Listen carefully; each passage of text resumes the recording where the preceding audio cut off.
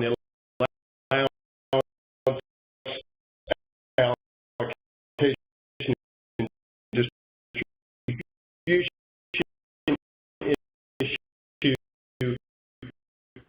under a mass-based system, the Clean Power Plan.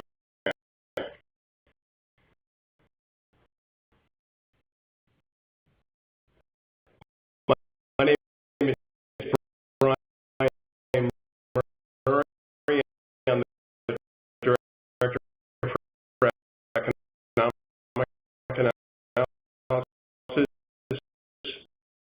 at the Nicholas Institute for Environmental Policy Solutions at Duke University. I will be joined in this webinar by Franz List, program consultant for the Nicholas Institute of Lit Strategy. Just a quick overview of what we're going to cover in this presentation.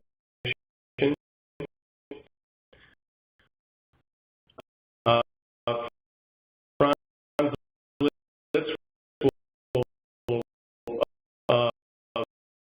will be next, and he will give an overview of how mass-based trading system works in terms of purposes for compliance and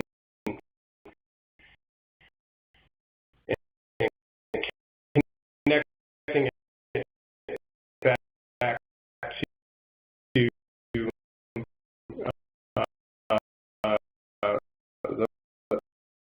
the final rule of the Clean Power Plan.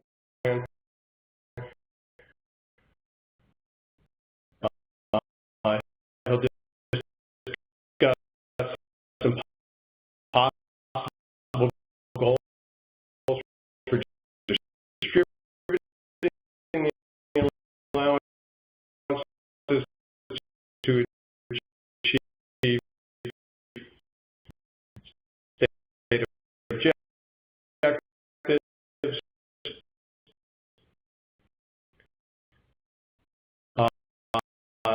Then we'll hand the mic back to me,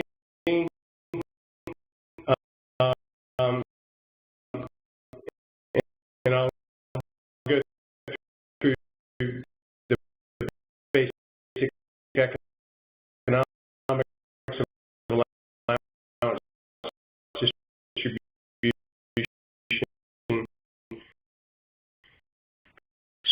explain why allowances have economic value,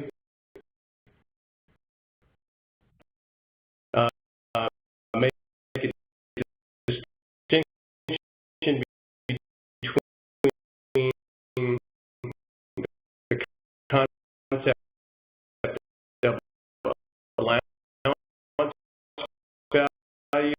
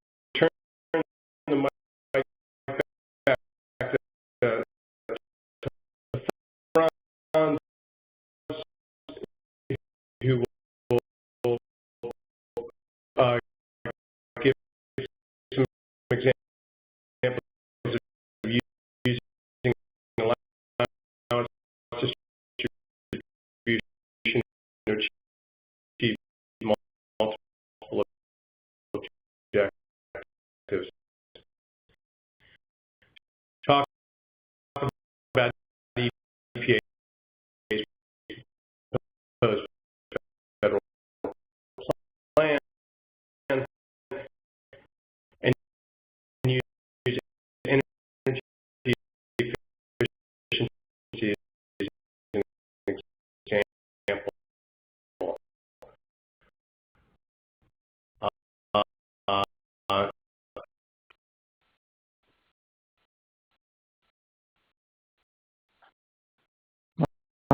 Okay.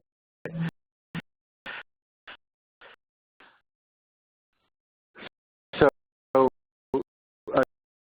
just to orient everyone in in in a math-based trading framework, um, up at the top here we have the emission budget, or you know, also referred to as the mass goal,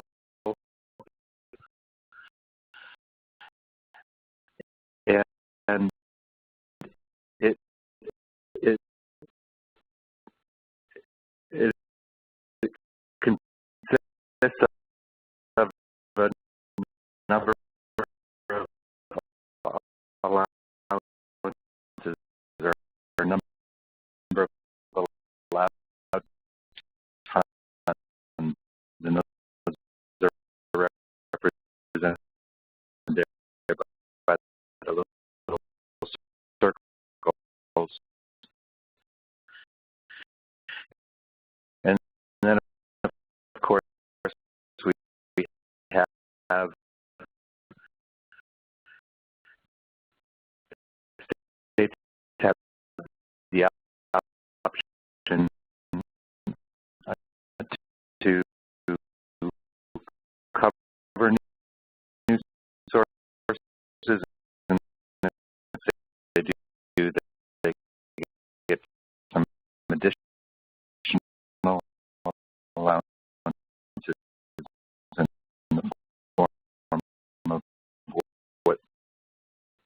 what's been called the new source complement. So that would just add to the number of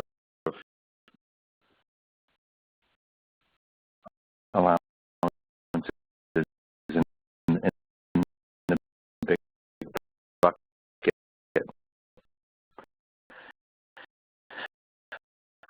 Allowances are then distributed, and that's the subject of this of this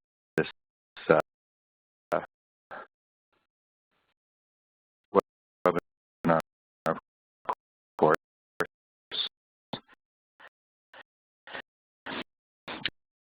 And then down below, you have the affected units, and recall that essentially, if you're an affected unit, you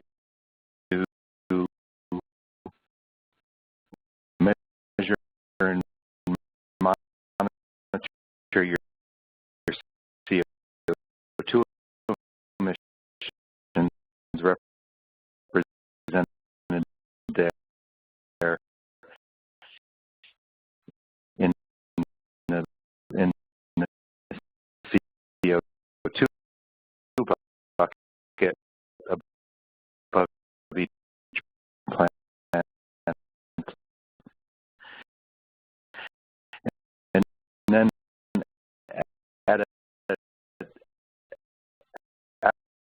the end of the compliance period, you the affected unit must have enough allowances to cover their emissions. And if you're the regulator, the environmental regulator would essentially check the balance of both of those accounts to make sure that there are enough allowances to cover the emissions, and if they are the unit is in compliance, but not not. And represented there too is the tracking system,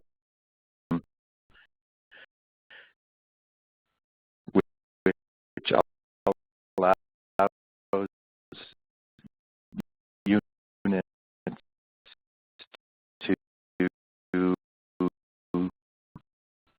move allowances from one to another account. And that can happen when you buy and sell them with each other.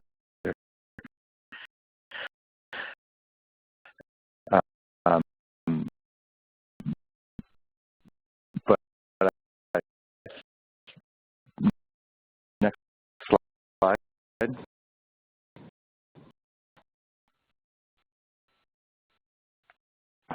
For purposes of allowance distribution,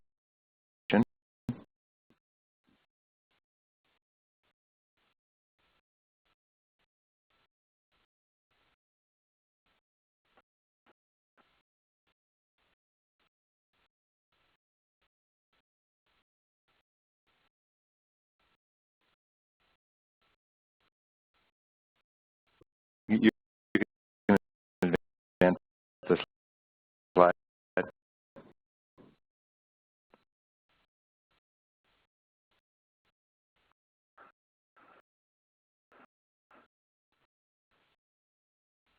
For purposes of allowance distribution,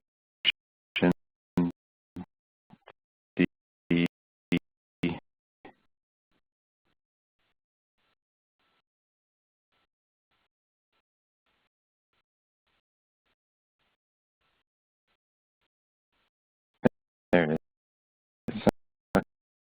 Okay. Uh, uh,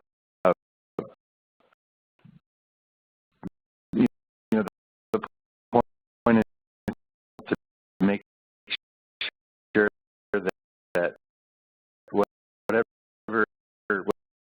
whatever you do with your allowances,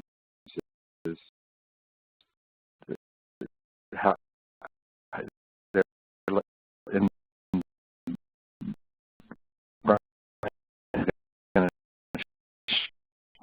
as you mentioned, go over the alternatives, the various options that you have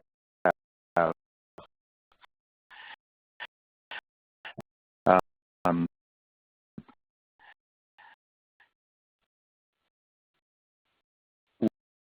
whatever you do with them, they need to end up in those allowance accounts, or you know, the affected unit have to have access to them, and one way or another, otherwise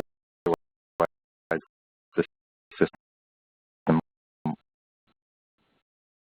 you know, doesn't function the way it's supposed to. They have to end up in those accounts.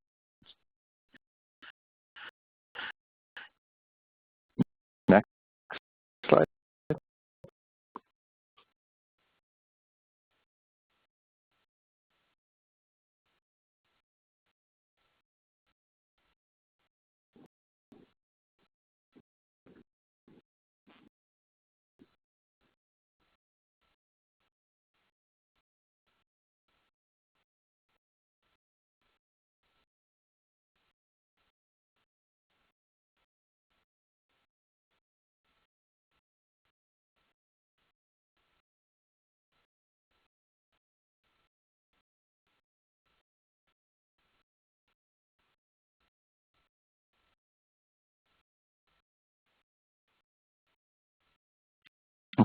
Okay, so what are the options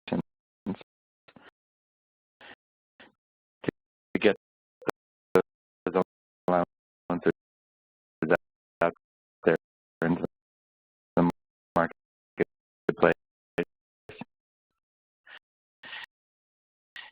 And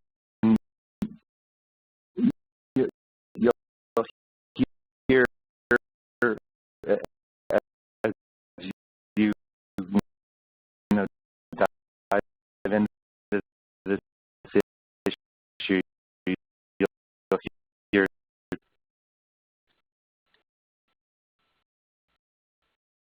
there's lots of different ways you can look at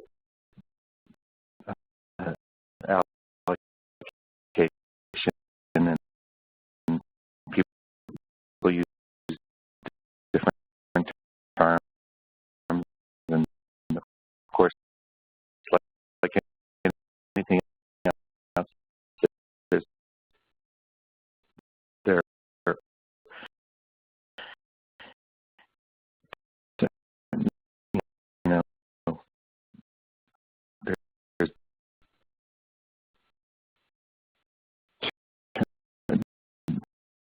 terminology that goes along with the allowance allocation, or, or distribution.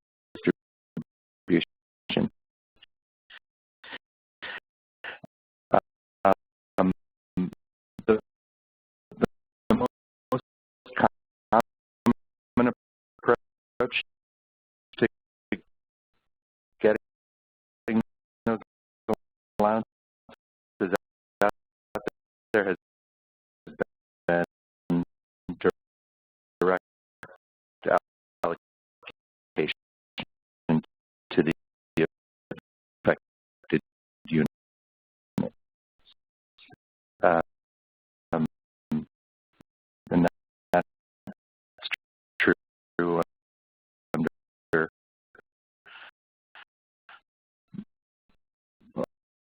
all of the programs that have uh,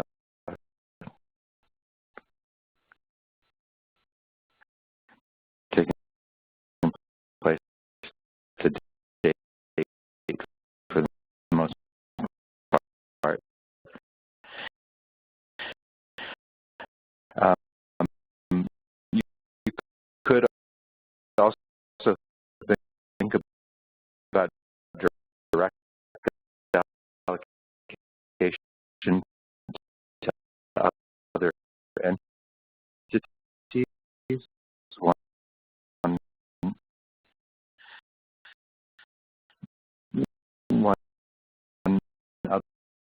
entity that's been raised are load serving entities, and that's true,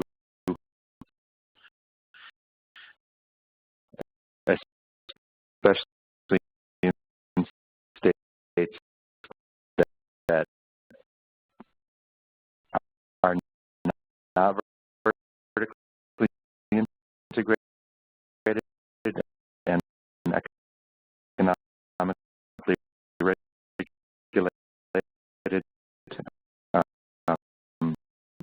where the generation is owned essentially by merchant entities, and the utilities are distribution entities or load serving entities. So in those states, we've already started to hear some talk about direct allocation to those other entities.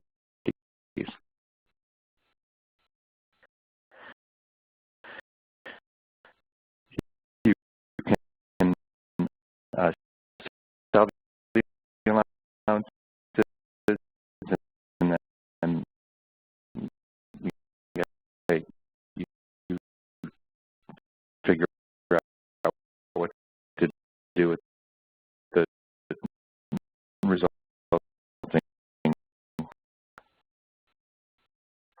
revenue, and then there are set asides. So which is, you know, typically you choose one of the other options, and then you pair it with the set aside, which involves putting some of the allowances aside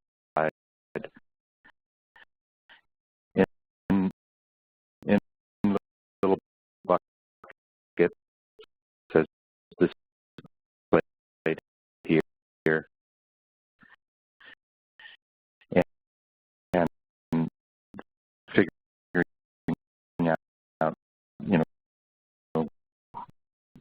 how to, how, what are the rules for getting, for,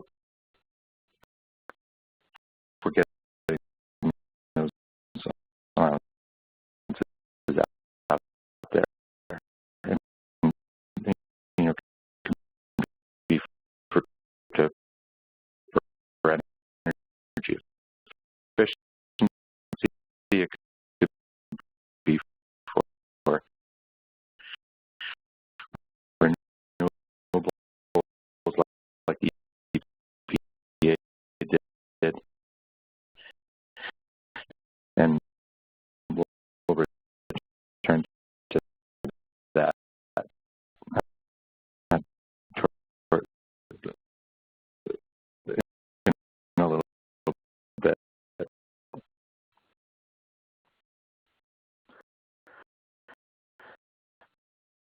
Next slide.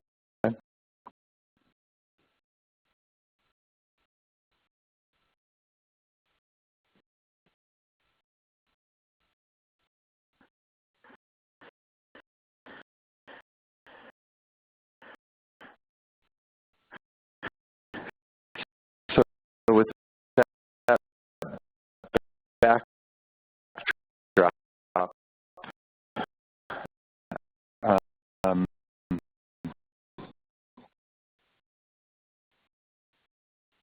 know, one of the questions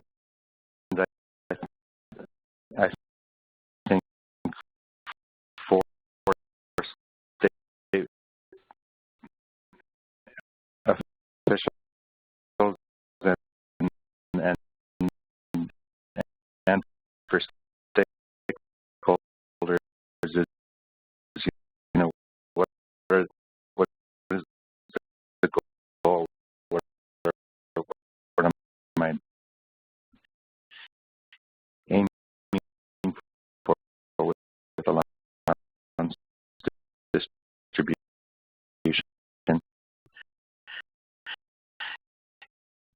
And here are a number of goals,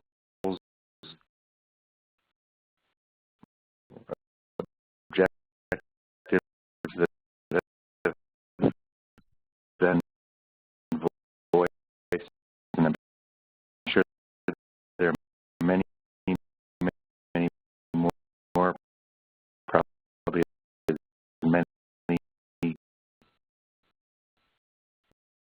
many goals that there are interests out there.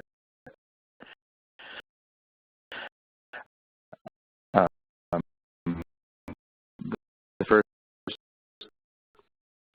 might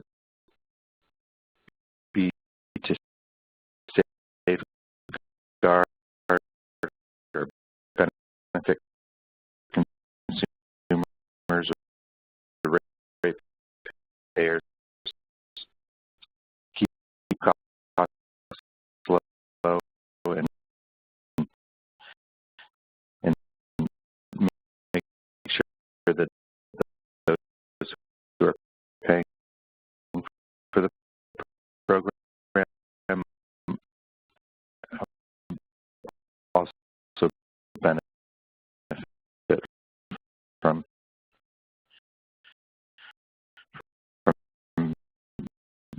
whatever you do to distribute the allowances.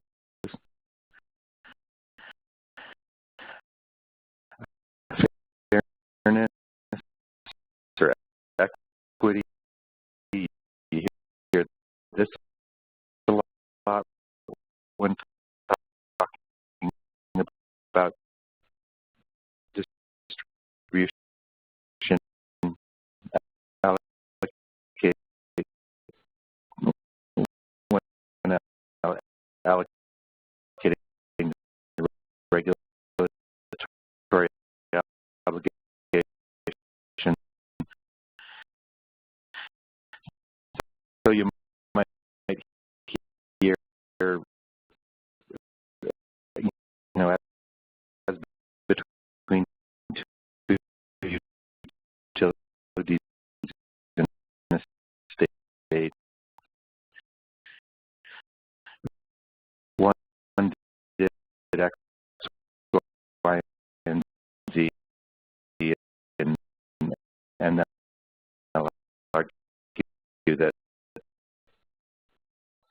because of that,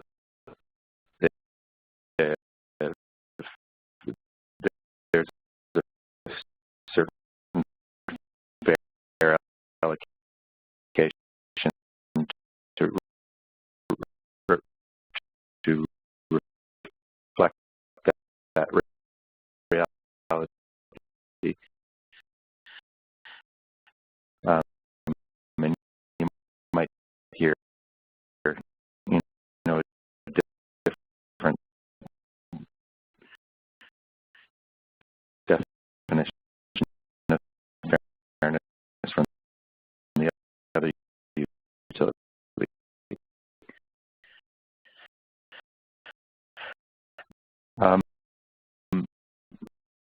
One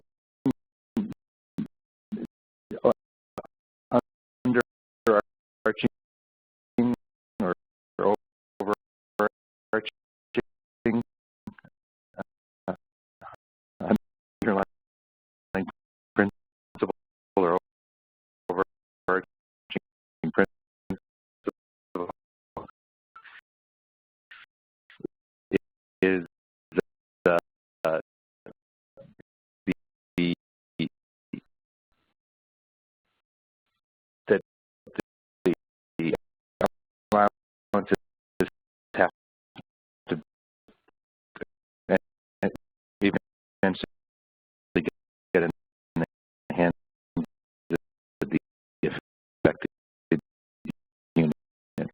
So when we talk about set aside, for example, we, we, we don't, you have to think of those as temporary destinations for the allowance. They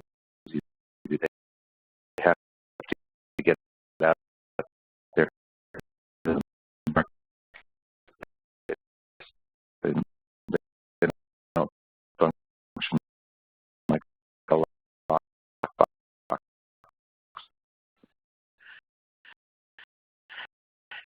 And then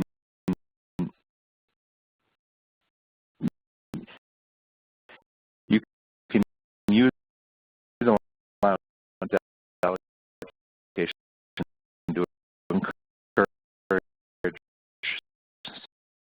specific outcomes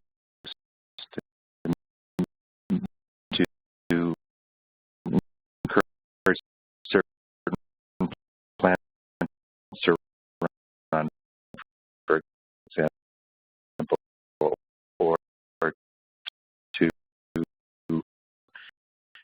encourage more energy efficiency or renewable energy.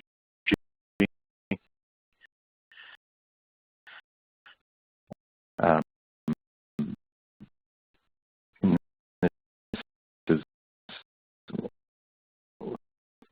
one of the things EPA does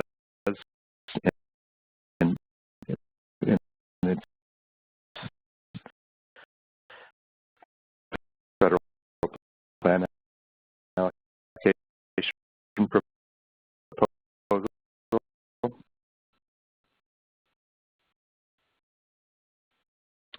And then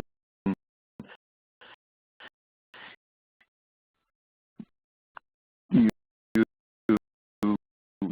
in thinking about how to distribute allowances,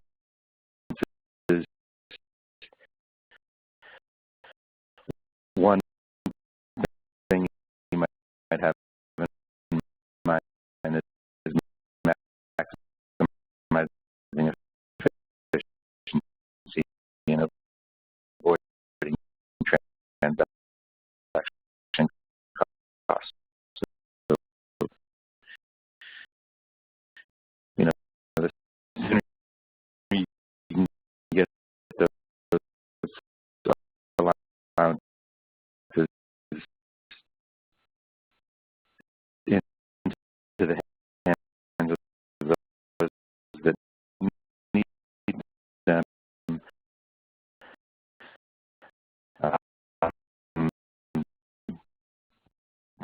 the fewer transaction costs there would be, at least in general, all of the things being equal. There are probably lots of other objectives, but these are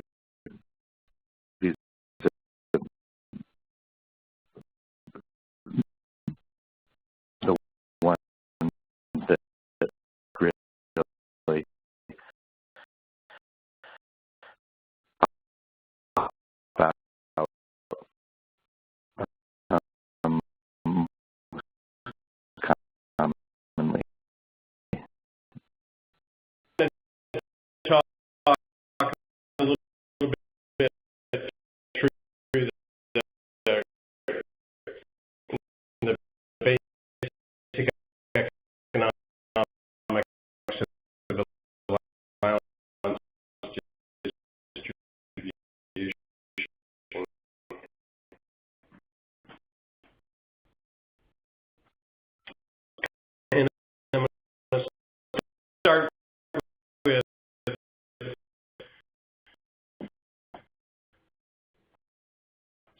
some clarity on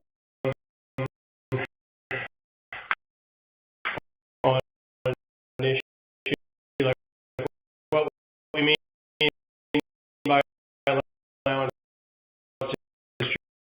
distribution or allocation. The terms are often used interchangeably.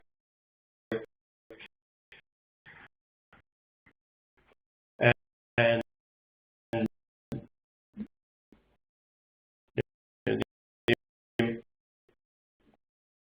the basic concept here is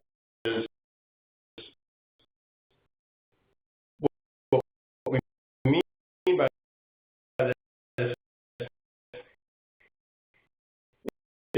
is it's the way in which the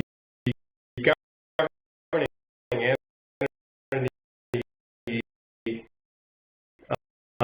um, the government chooses to initially distribute allowances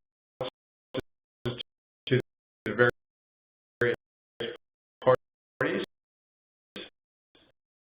Um,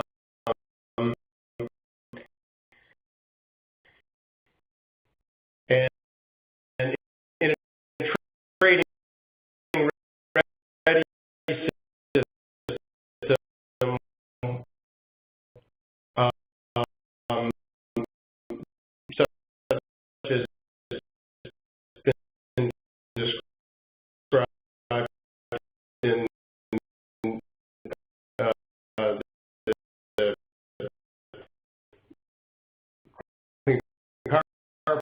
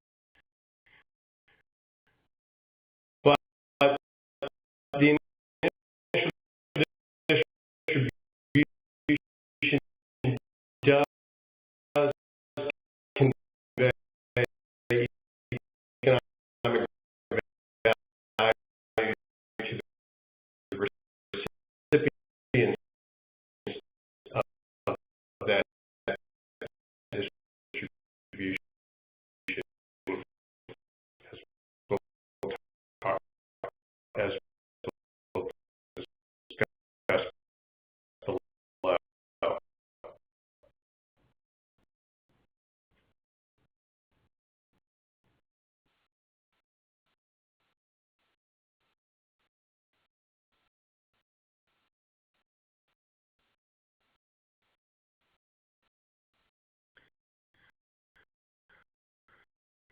So think about it like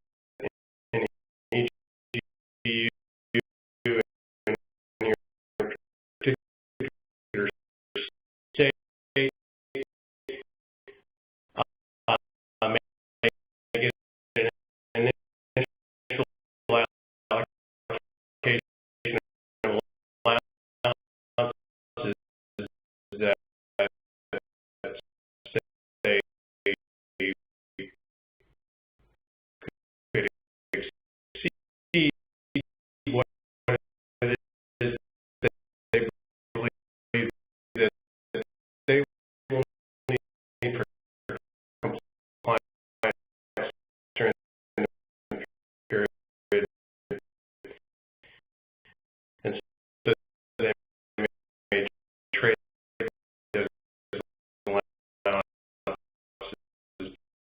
to another party who is in a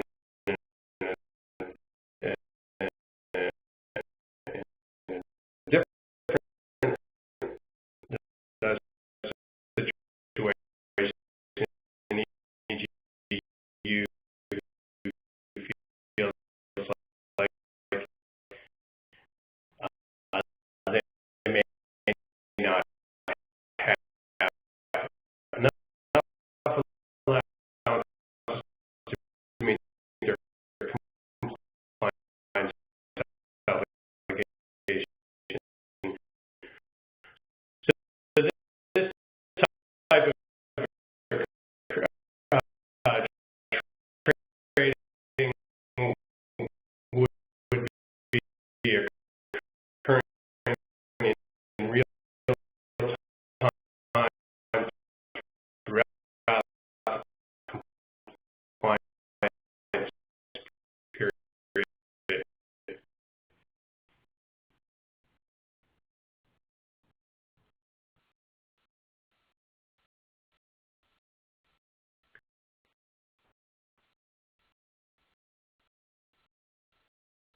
Um,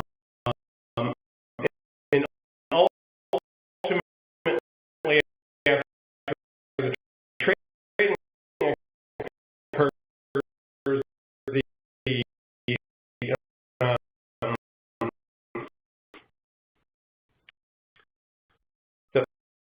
the, the allowance sort of end up in an account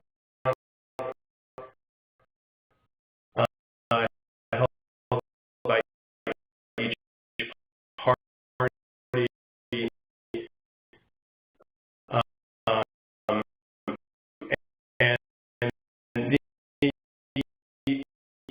the key thing here is after the trading occurs and when compliance must be demonstrated, is that the final distribution after the trading uh, uh, uh,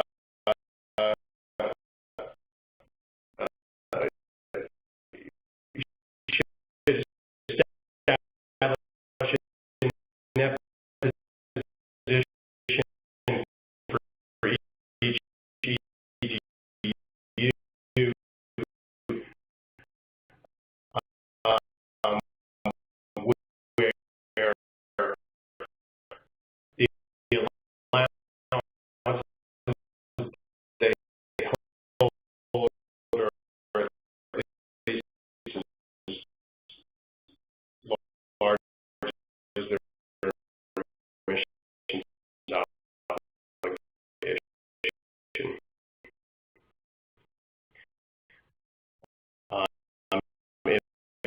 If they aren't,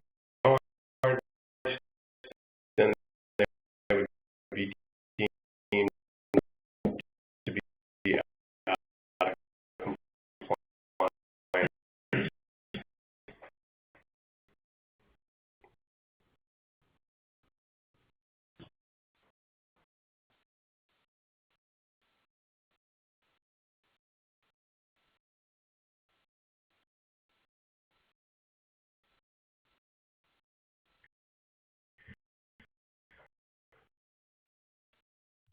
So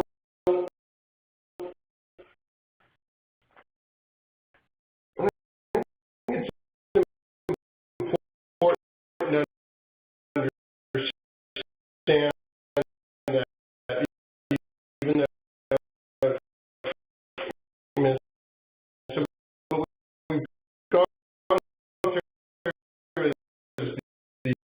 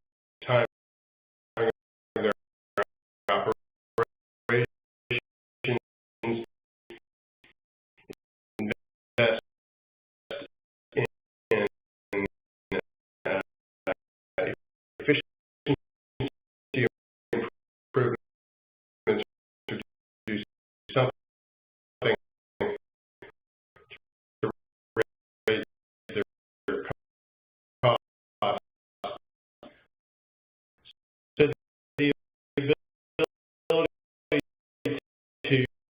to procure allowances and use them for compliance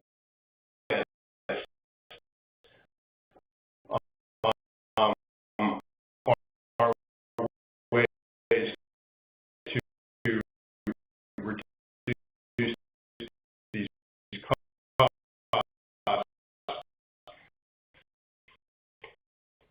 And, and sort of the underlying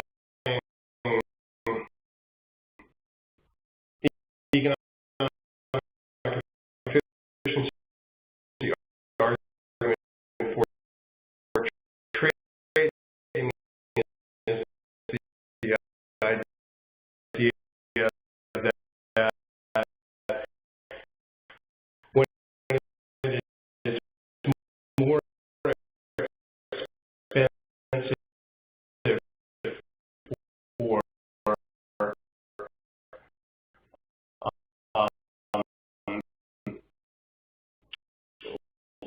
uh, uh, for one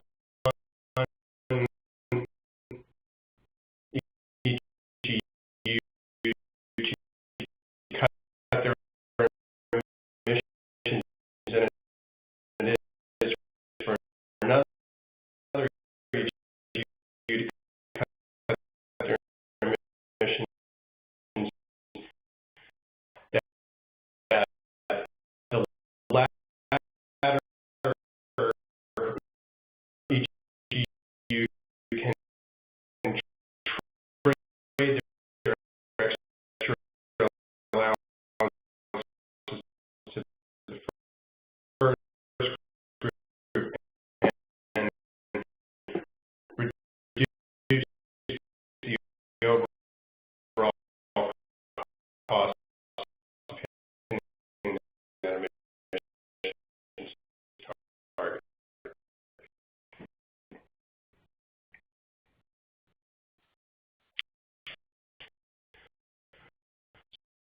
So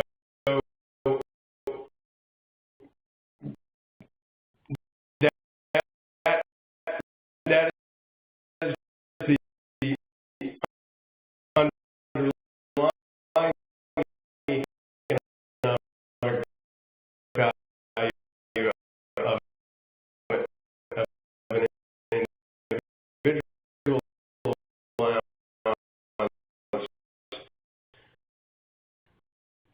The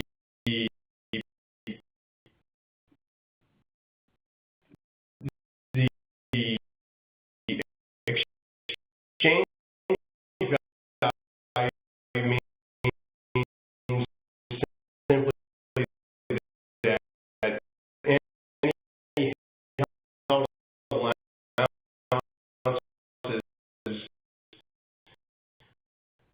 uh, that aren't needed by any EGU for compliance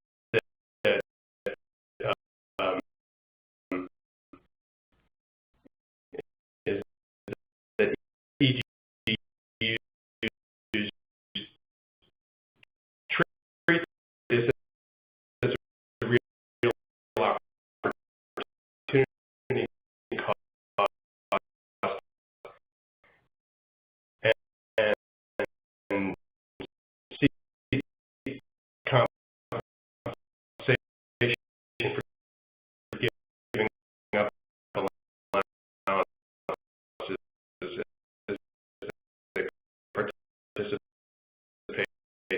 in the market.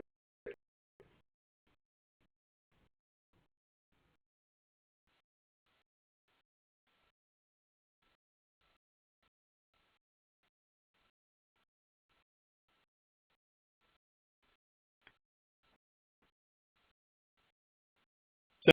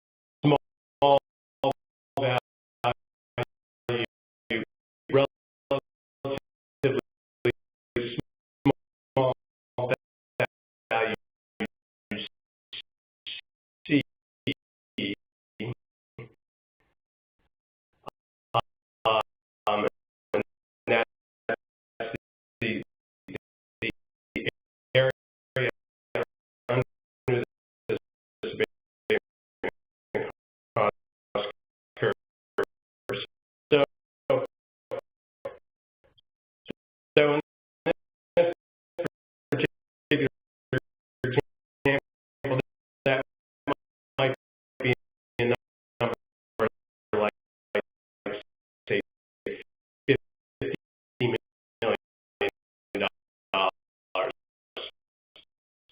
to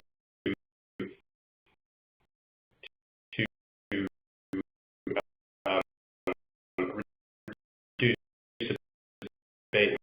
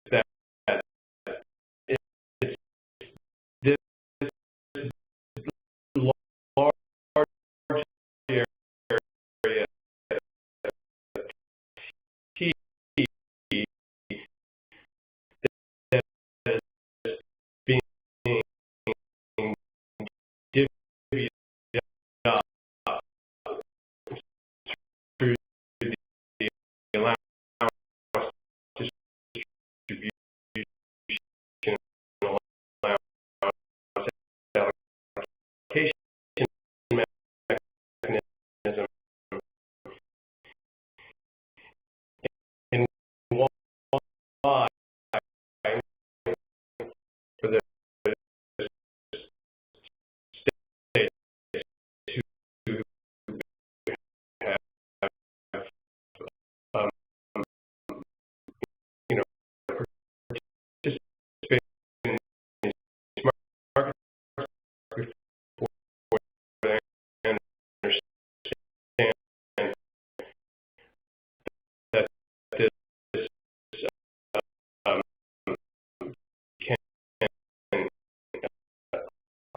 elicit a lot of jockeying amongst parties for who gets the proceeds from this allowance allocation.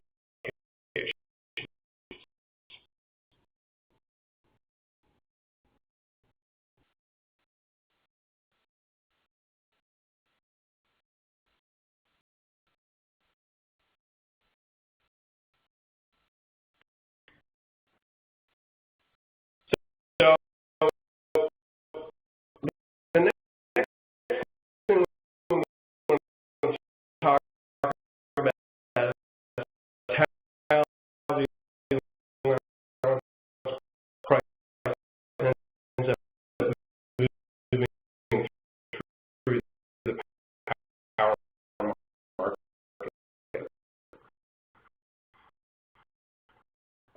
Um, and, and, and what we'll see here is that the cost really ends up getting distributed between the regulated entities themselves and the customers who pay for the power that they produce.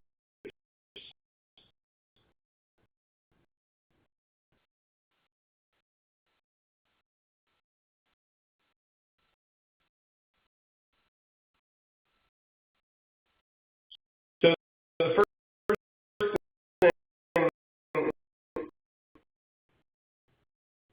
to recognize is that um, the allowance price is paid for uh,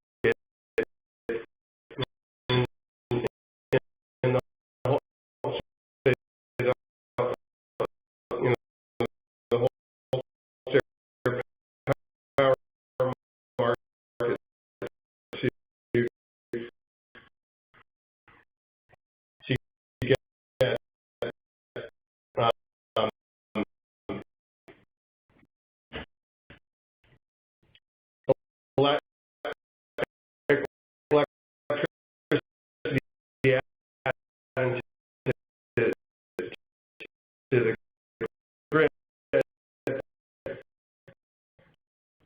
um, they will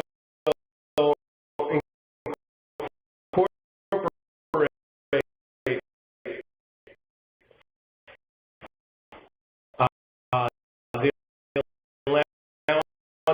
the allowance obligation into their dispatch bids. And so we would expect to see is that every bidder in the market who has an allowance obligation will bid that cost into their dispatch, much like they would if they were facing, say, an increase in the cost of fuel. Uh, uh, with the notion being that they would seek to be compensated through higher power prices for the cost they're current to procure allowances.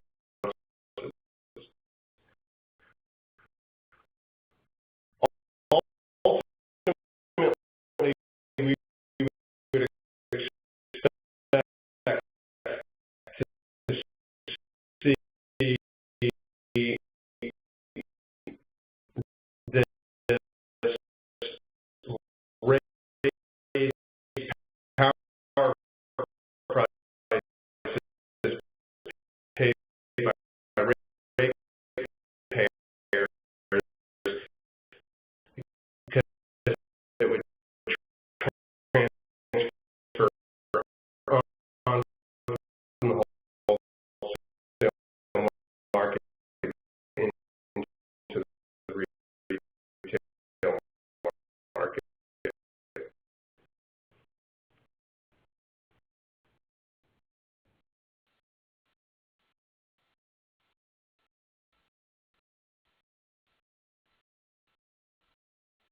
Now,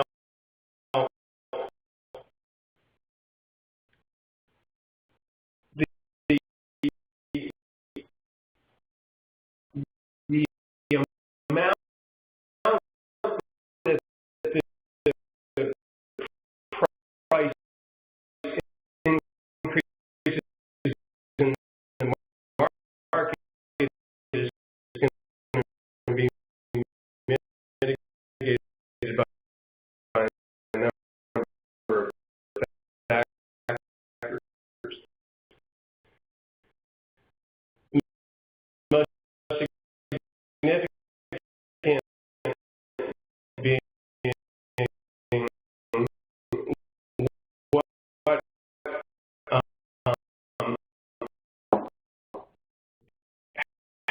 how will you know it's the interaction of producers in the market who have different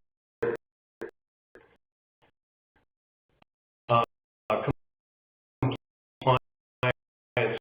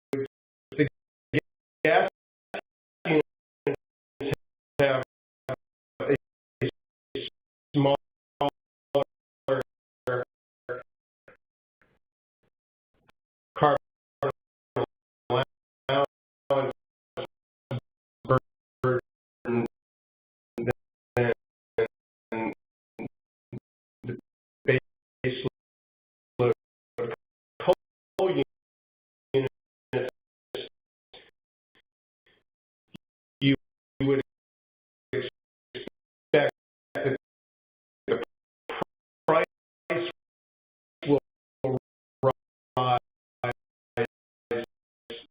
um, uh,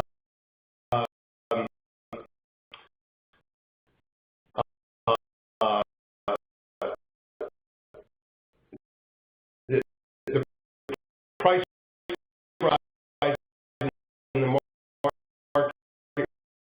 will be smaller than it would be if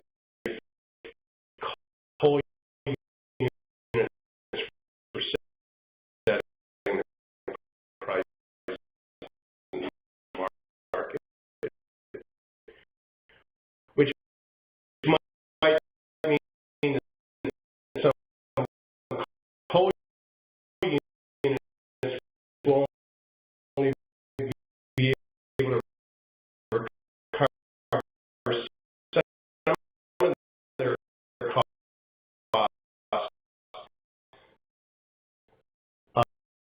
of compliance, some of their costs of abatement through higher prices in the market, because that price is being set by a lower emitting competitor.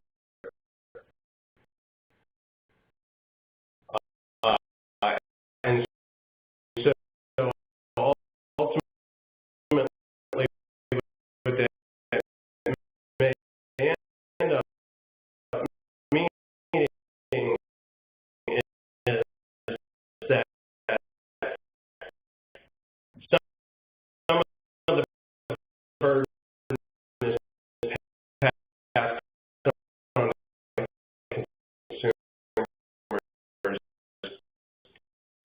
and some of the burden is absorbed back by the regulated EGUs. And this will really depend on what the dispatch curve looks like in any particular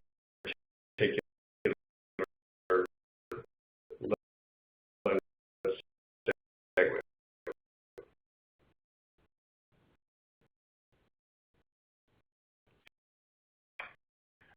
I think it's also important to understand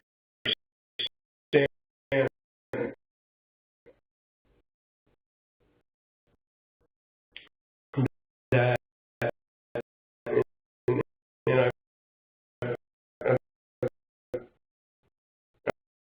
I want to re-emphasize a point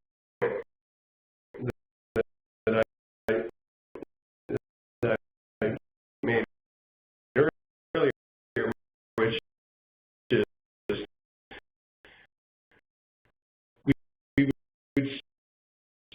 still expect, and we do observe participants in the power markets actually uh,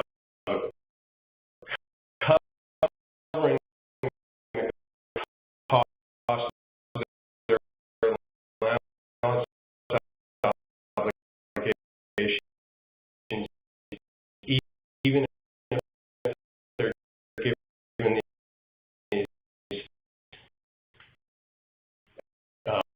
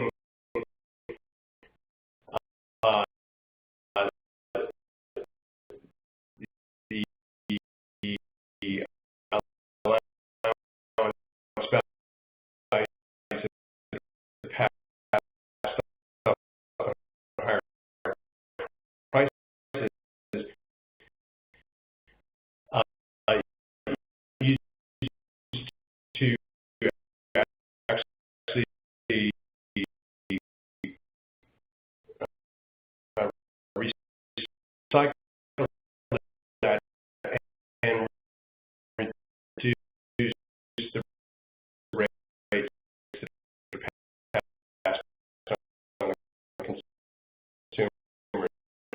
We'll talk about that in just a minute.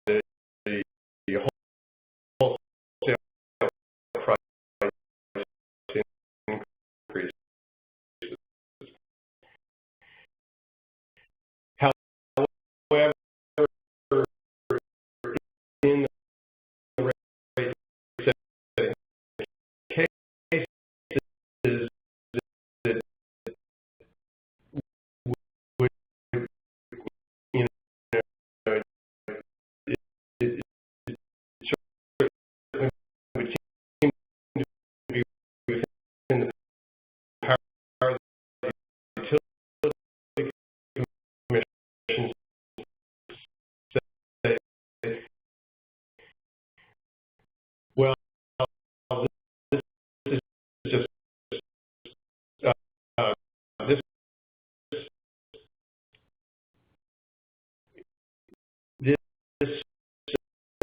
uh, is a cost issue. Uh, um, these allowance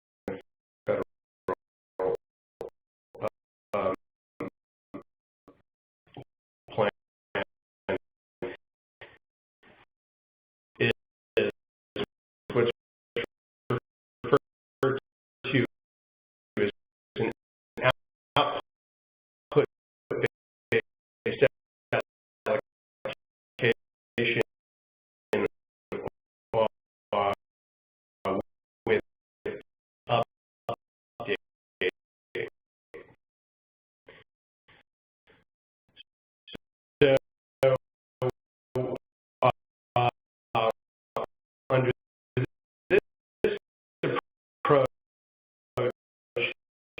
the allowances would be given free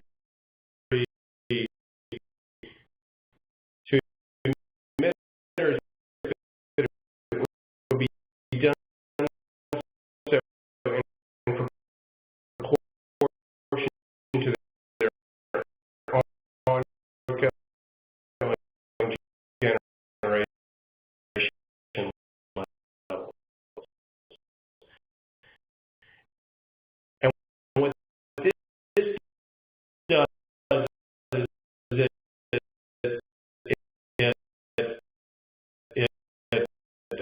um, it provides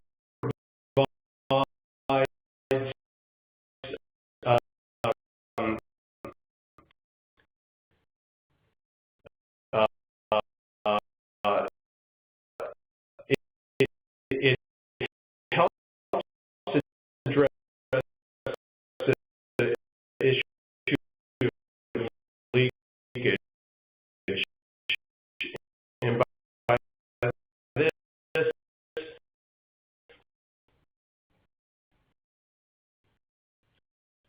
we mean that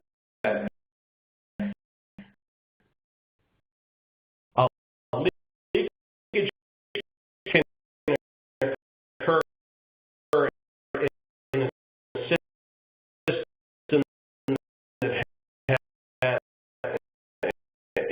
you know, the clean power plant and the mass-based approach is from earlier. You can um, the the the the mass-based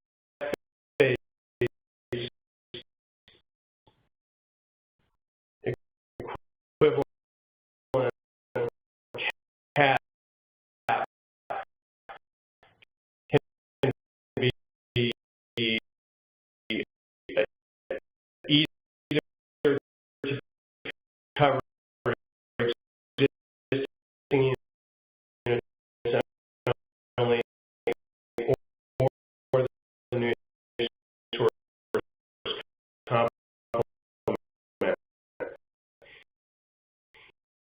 If you do not cover the new source complement, then you've created a direct incentive to shift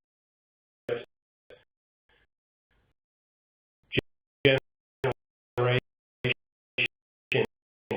from existing units to the new source complement,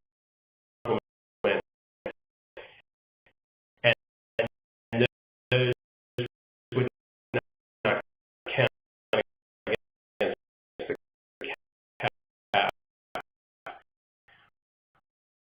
That's what we mean by leakage.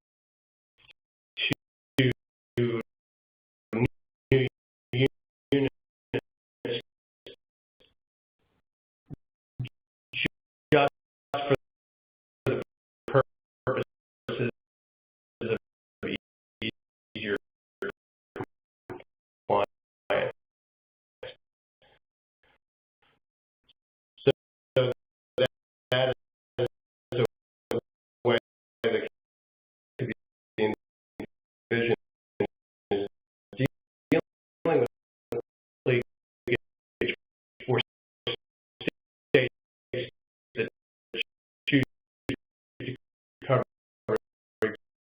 existing units only and not new source complement.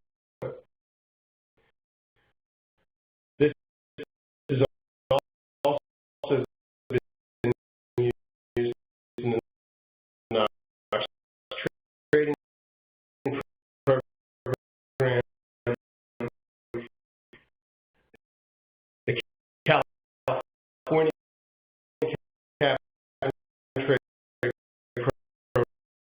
program, which is an economy-wide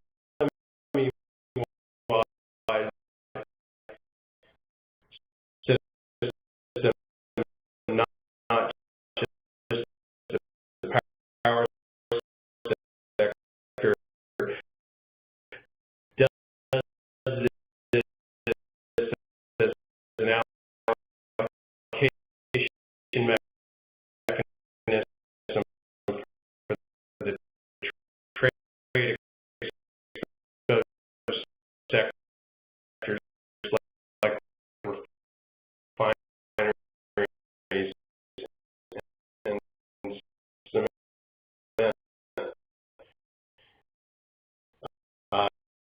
In California, who compete outside of California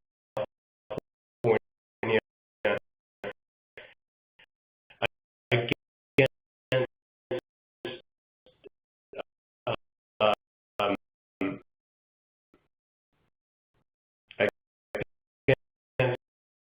competitors who do not face carbon price.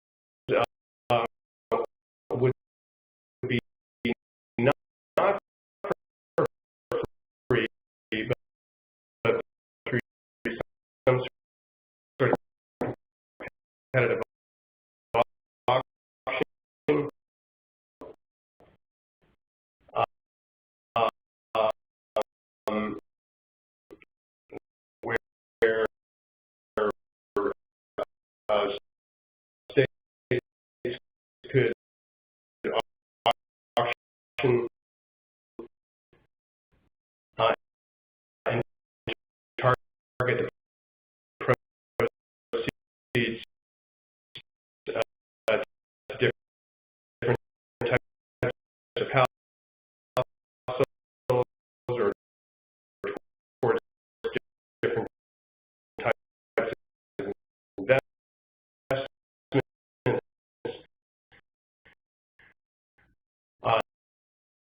This can be used in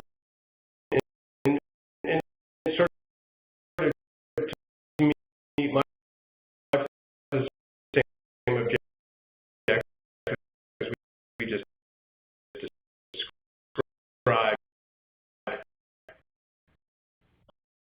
under free allocation.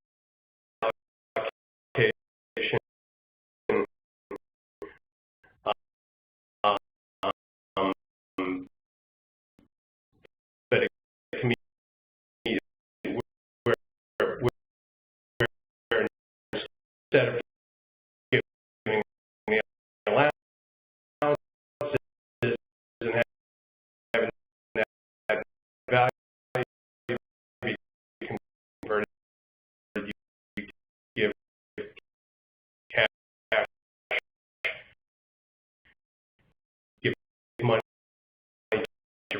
directly to achieve either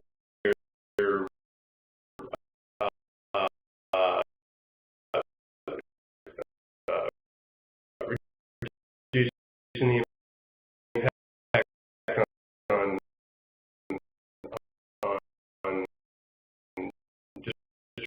disproportionately affected populations or finance low carbon investments.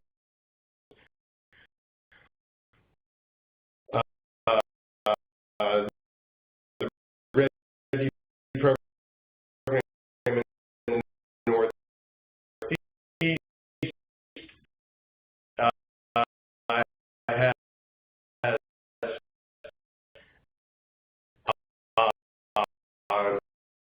you know, most of the states there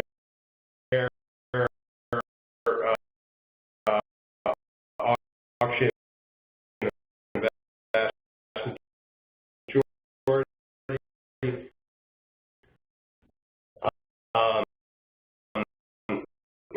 the allowances that are allocated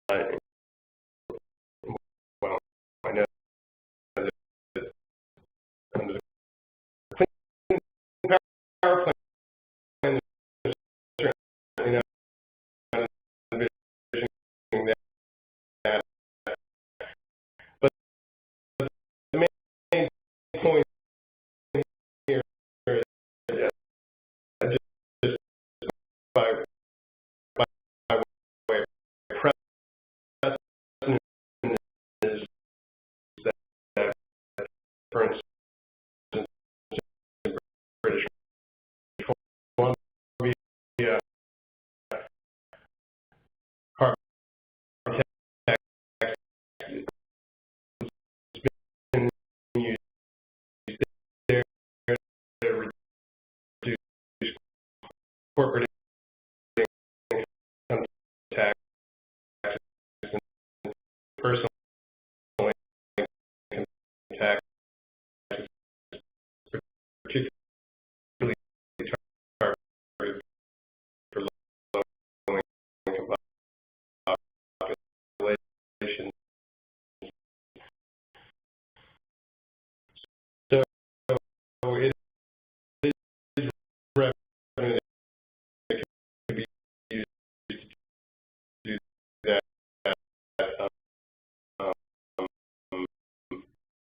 But uh, uh,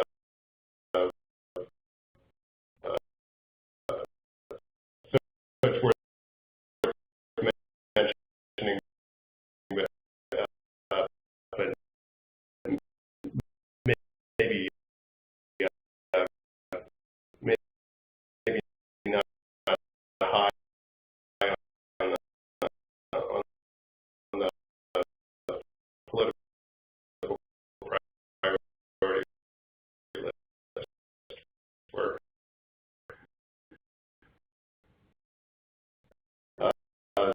some of those states. So this slide shows it's a way to illustrate a lot of the concepts that Ryan just walked through. Um,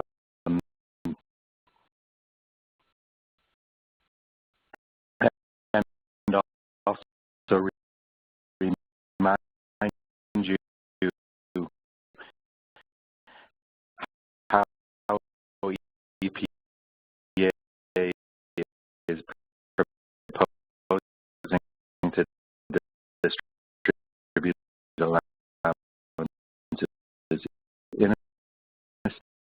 state that ends up with a federal plan. So if you have a state plan, then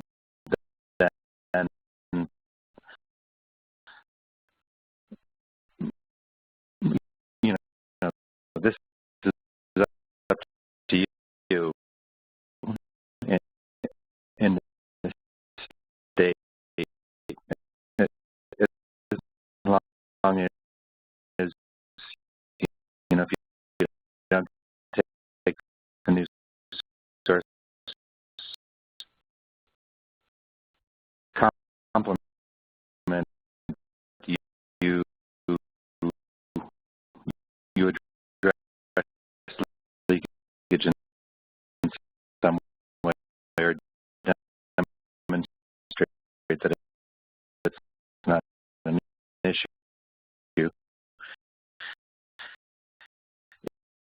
And if you do the CEIP,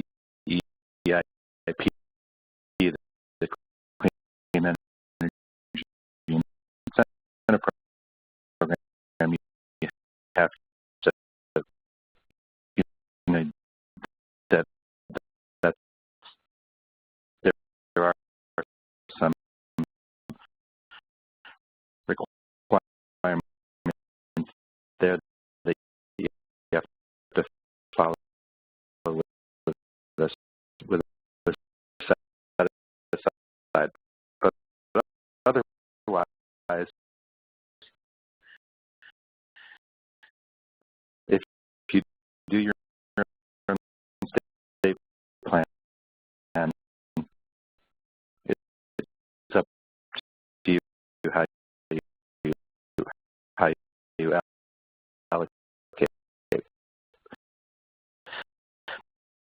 So let's think of this as illustrative. If your state is going to do some plan, and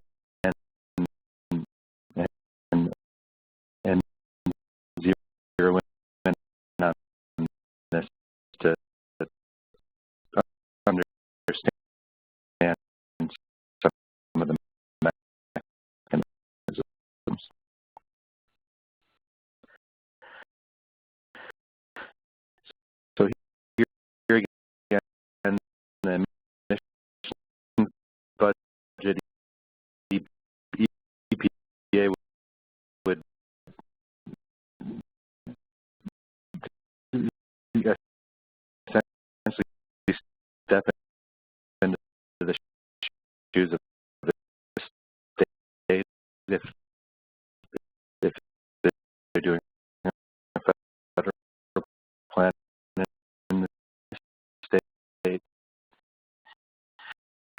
they take the state math-based state goal and they would distribute it.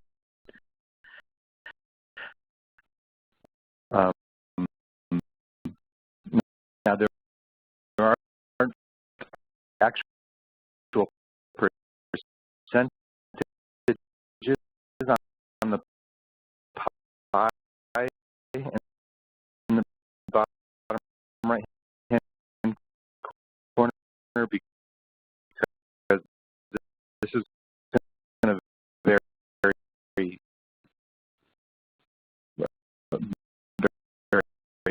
by state in particular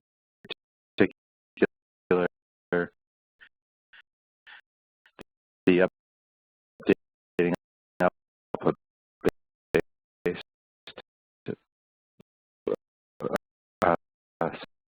set aside.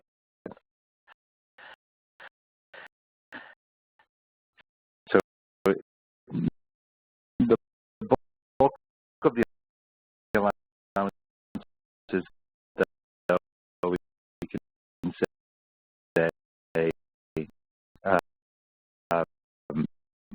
will go to affected units based on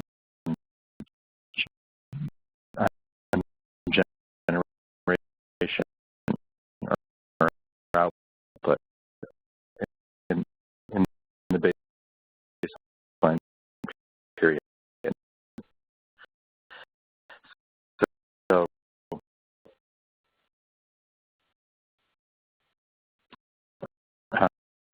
um, they're taking the full big portion of the budget and distributing it to both the gas category and the steam unit category, which is mostly coal.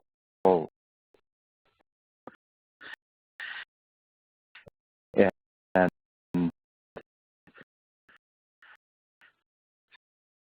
so essentially, because it's output based,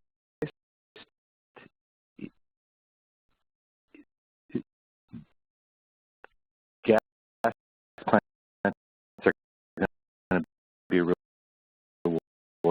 They're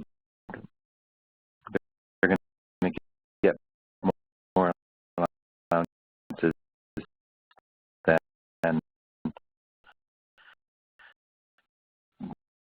they, you know, well, I shouldn't use the word need because it's subjective, but they'll get more allowances than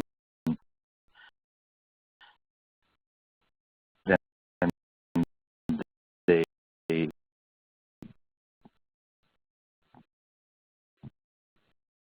than the number that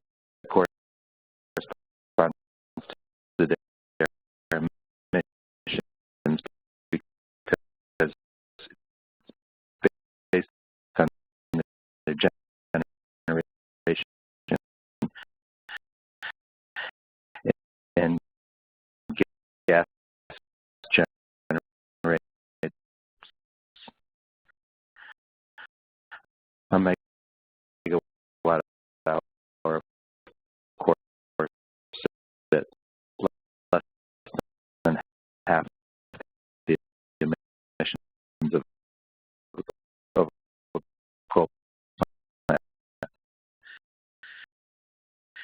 They're taking comment on changing that. If in a federal plan state is saying, well, what if we took the emissions budget and we divided it into two first, and we said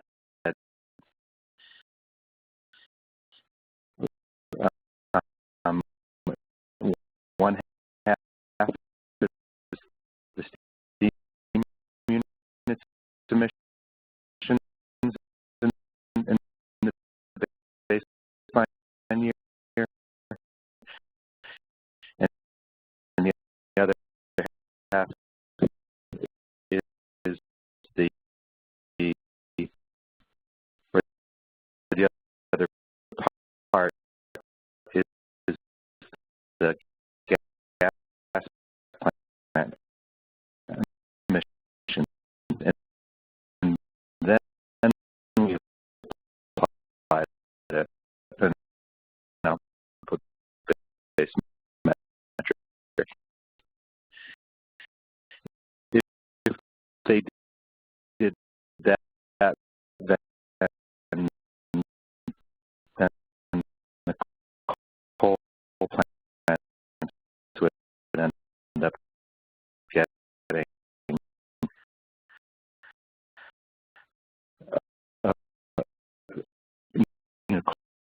closer to their to their emissions, but it still be based on output, so that some more efficient coal plants would end up with more than the less efficient coal plants.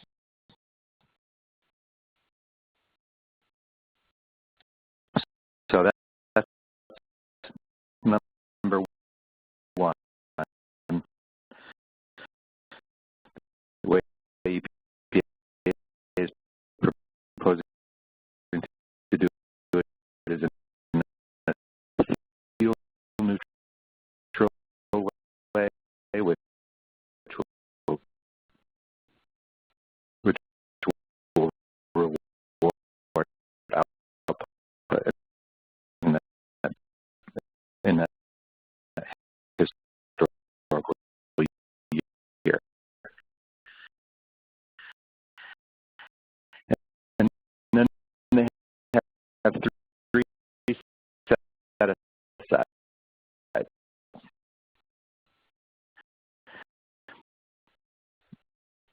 Number two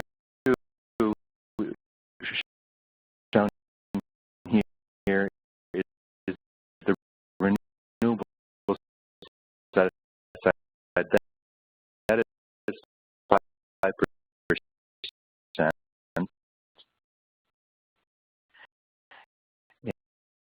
And I'm going to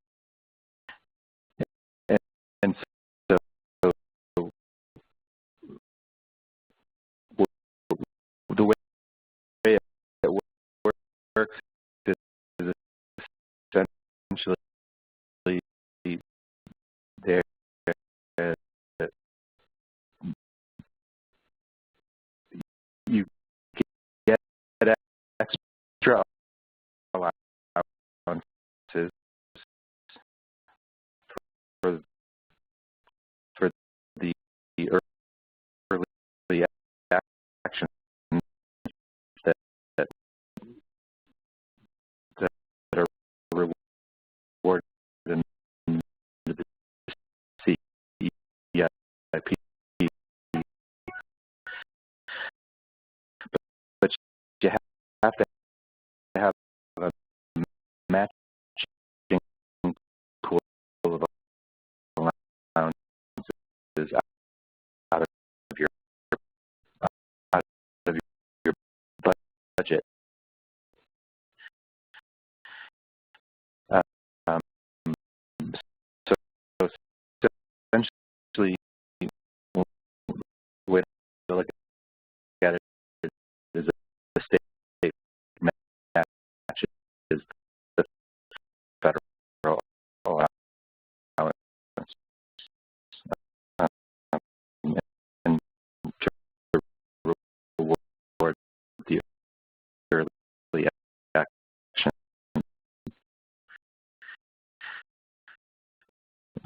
So that's why there's a set aside, and that would appear only in the first compliance period.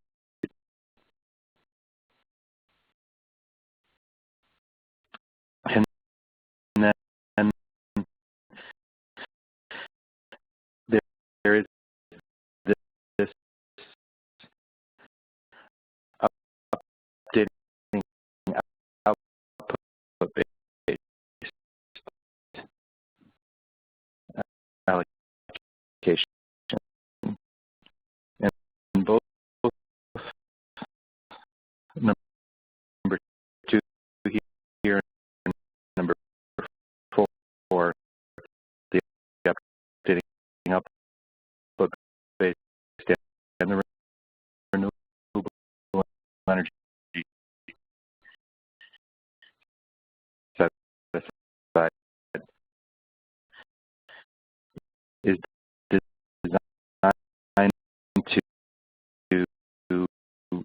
address leakage because EPA would not be covering new sources in there.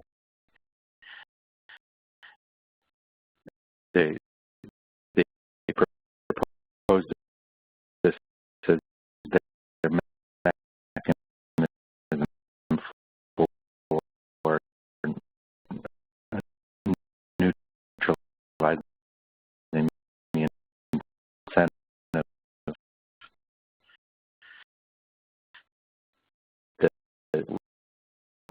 that they say is that and created to generate new sources, uh, shifting away from existing. So they're trying to take some of the pressure off the system with the renewable energy set aside. At least that's what they say. And then the updating output-based set aside is designed to reward the gas plants that would be subject to competition from the new units that would that aren't going to be covered by the program. And so the way the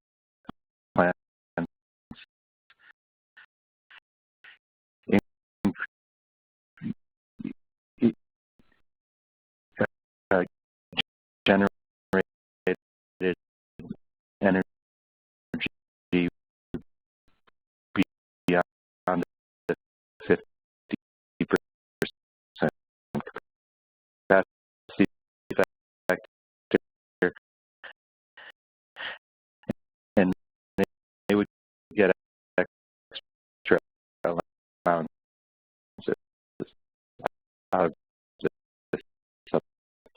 updating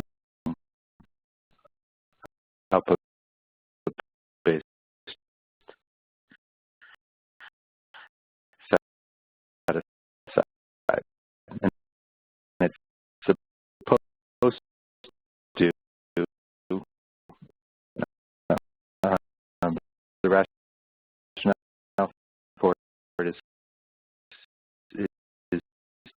to encourage those units to up their capacity factors, you know, to get closer to the 75% that the EPA used to calculate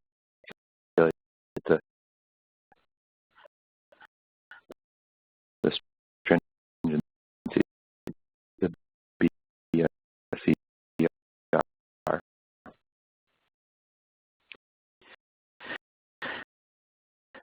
That it is different in every state in terms of the incentive. It's listed in the rule, but um, it varies by state. But it's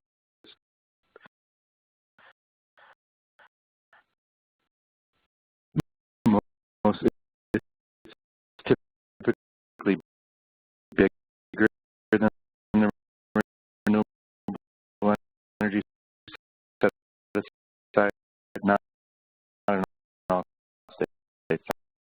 Sometimes it's smaller.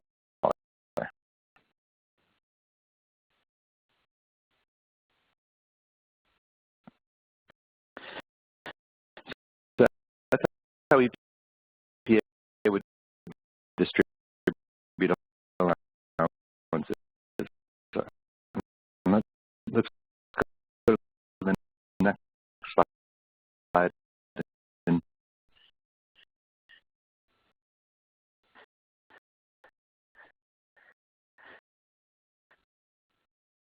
And focus in on the renewable energy set aside. We want to do this because how it's set aside is designed, it turns out really matters. We know this from prior experience. Set aside the period in a number of the NOx programs, and it was up to the state whether they wanted to implement it, and a number of states did do energy efficiency renewable set aside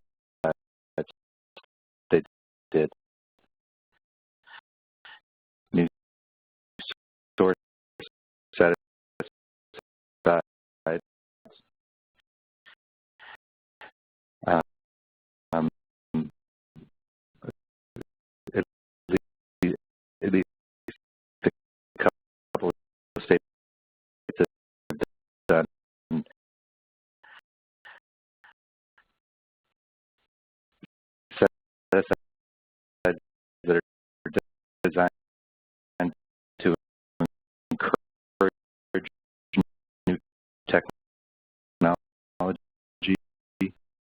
Illinois has one that's meant to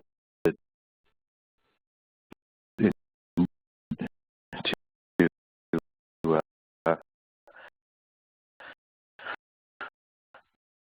encourage upgrade the coal plant.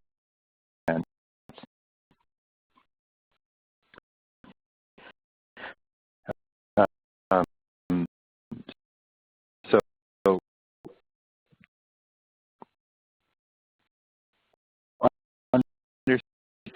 understanding what works and what doesn't work based on that past experience is important.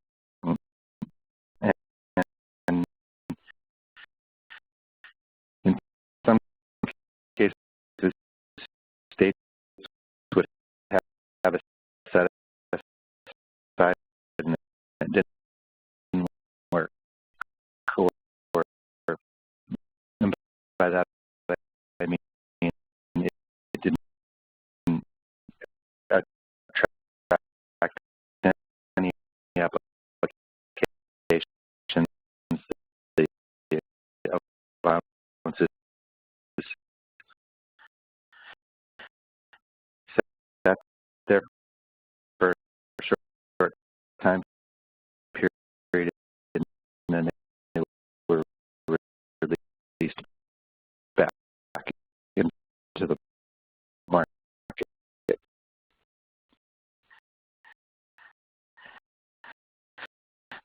The way EPA is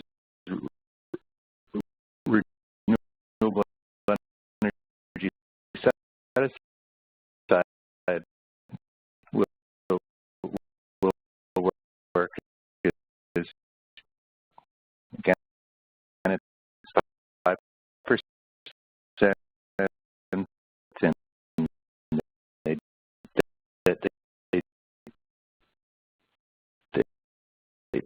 tell you which renewable projects are eligible.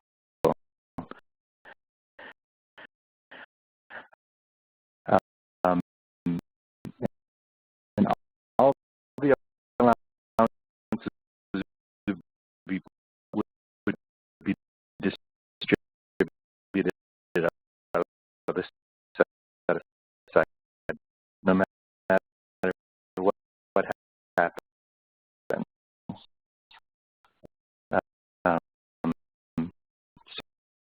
So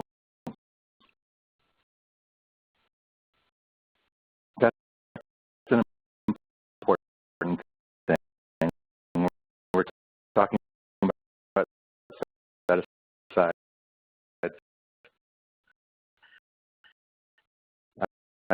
So Brian used the term, it's not a lockbox, it's a, you know, it's set aside. So you're not actually putting the allowances away forever. You're setting them aside temporarily, and then they'll either be distributed for the purpose of the set aside,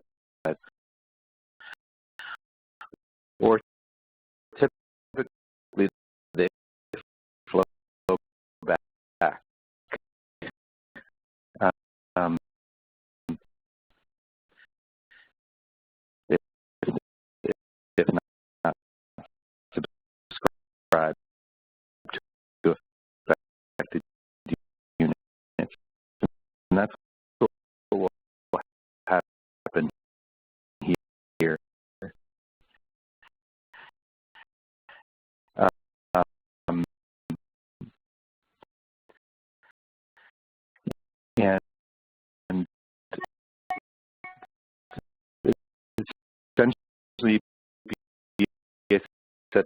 up a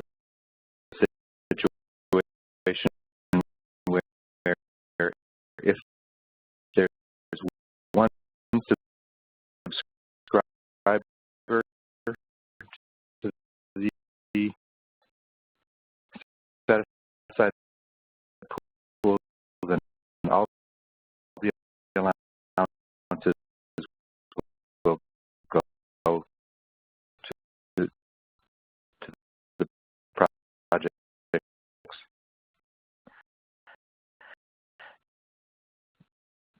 that you know the subscribers projects based on the share of the renewable energy, and then only if there's no subscriber at all would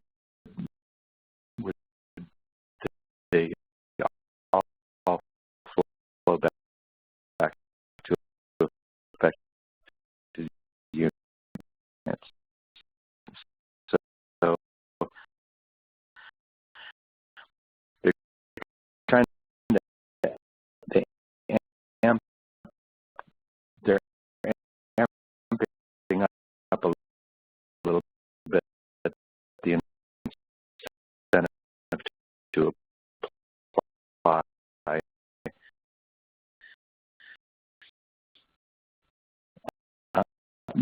But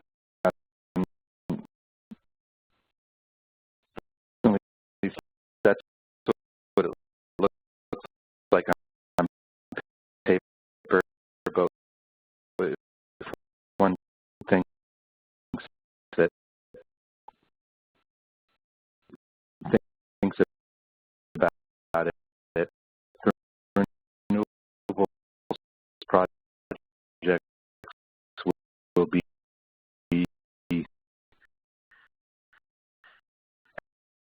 eligible from 2013 on. So for most states,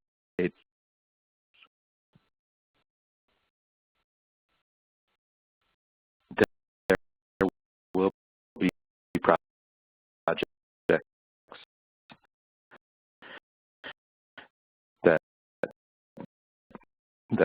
will be eligible to get their hands on set aside. Uh, and so there should be subscribers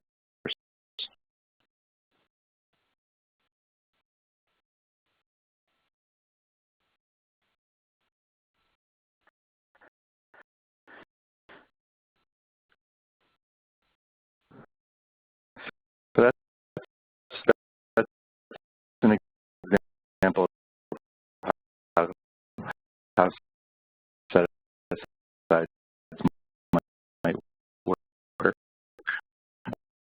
Um, the, the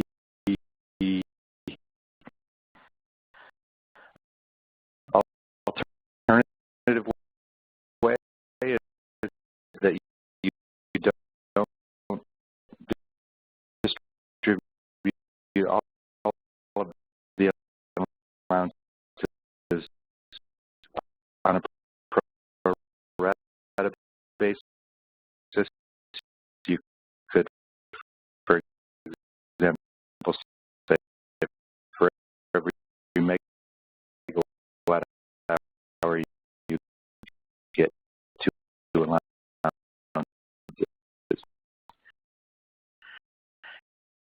and then if there are any allowances left, you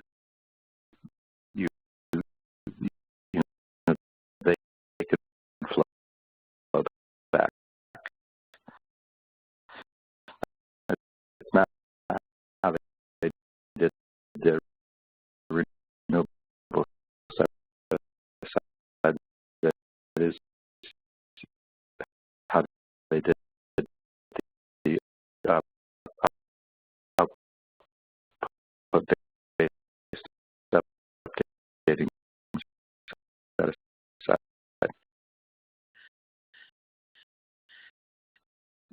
And you as a state, if you're doing your own,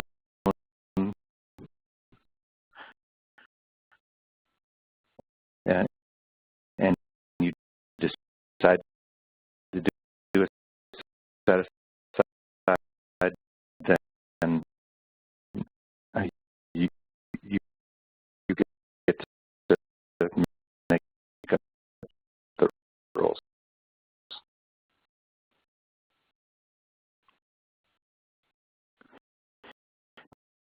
Next slide.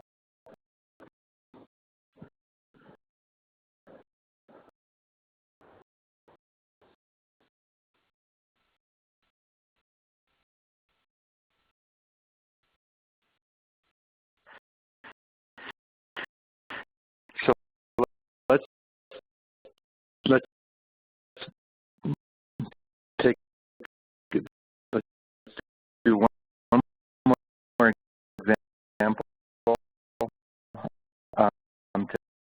to illustrate the options here. Let's say you want to promote energy efficiency. That's your goal.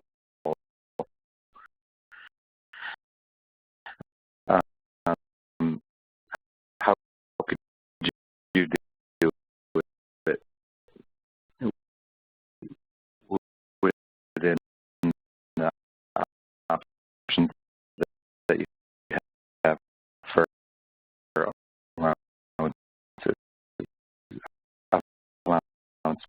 distribution?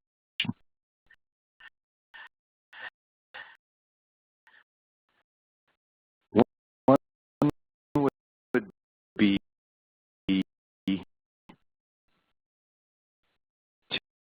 to directly allocate to energy efficiency providers. And some states have entities that implement energy efficiency, and they would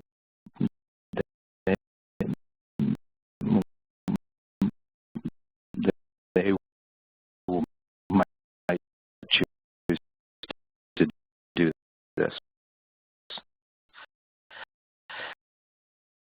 And a lot of states that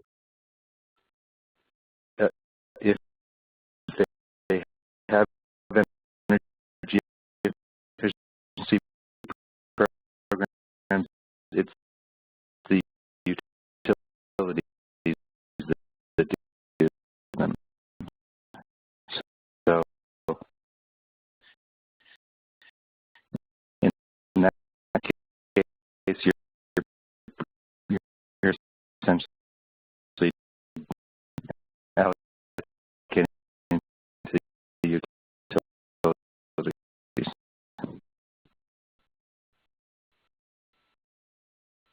Anyway,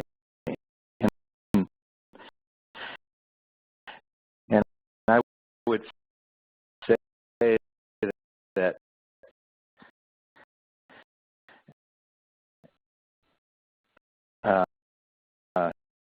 yeah, I know a lot of you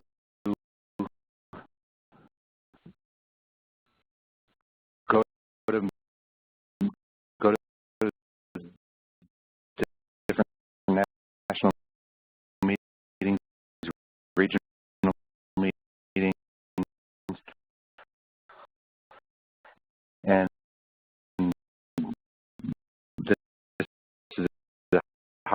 topic, the Clean Power Plan, and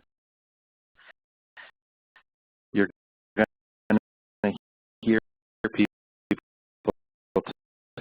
talk about their preferred approaches, and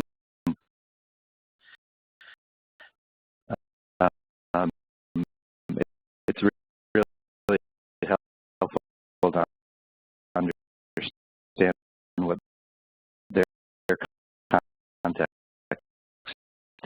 is, because if they're a deregulated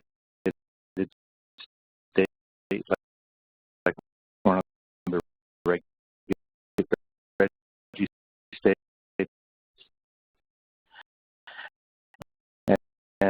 and they're telling you that they auction the allowances well.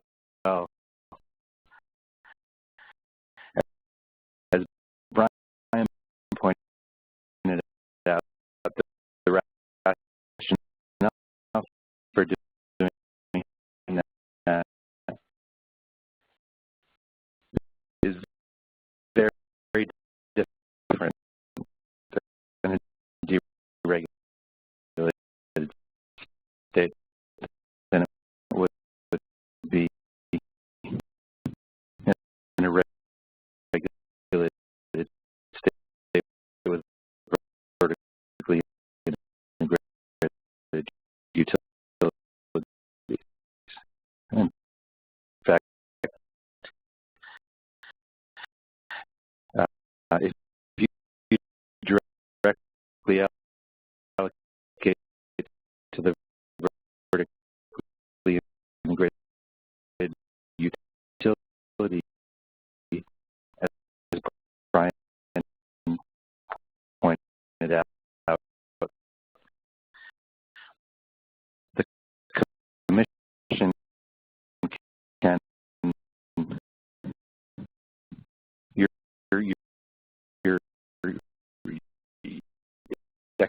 economic commission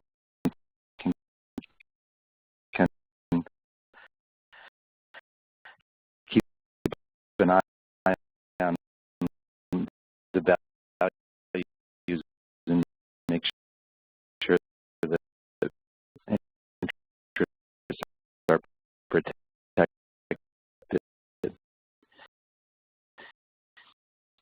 That's not the case in the red states where it's deregulated. If they give the allowances to the generators,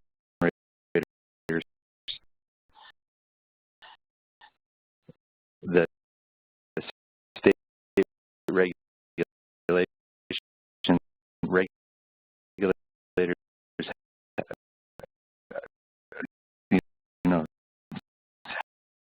have essentially um,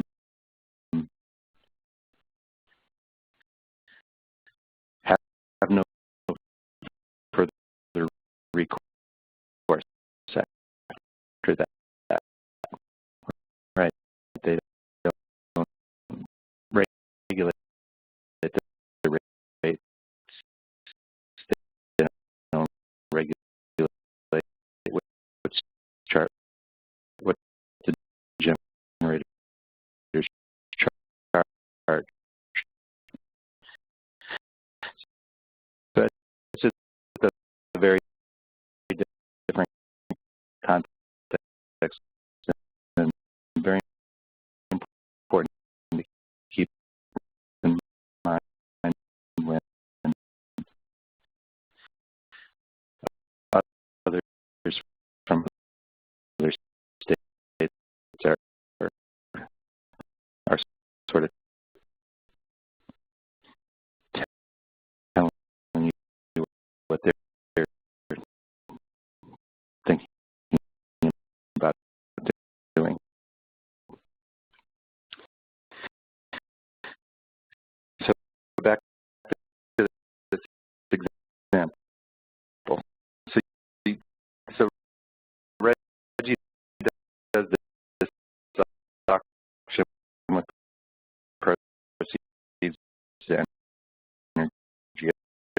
efficiency.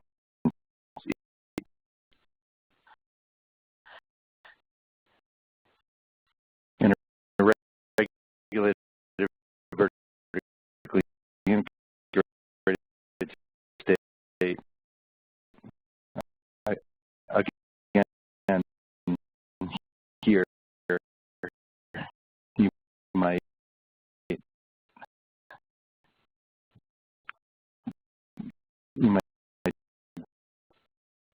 allocate the allowance to, and you could say that you want the utility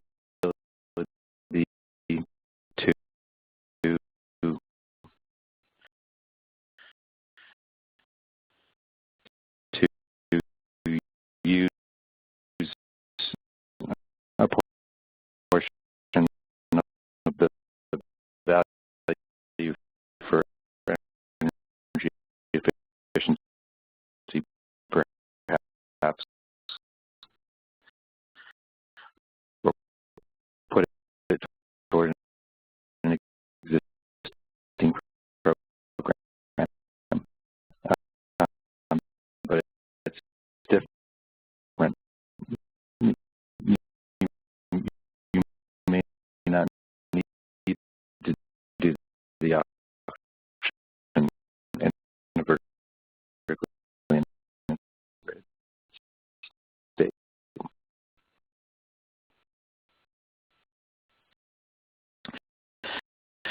You could do an allowance set aside if you wanted to encourage a project-based mechanism.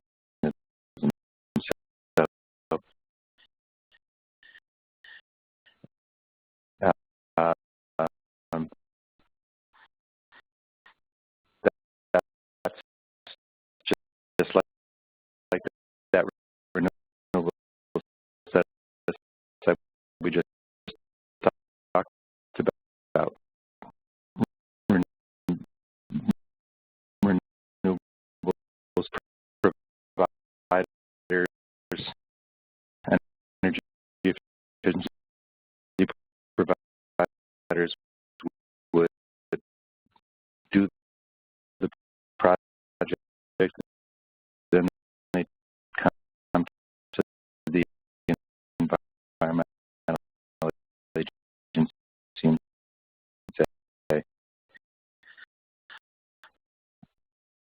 I did the project, here's the evidence of it.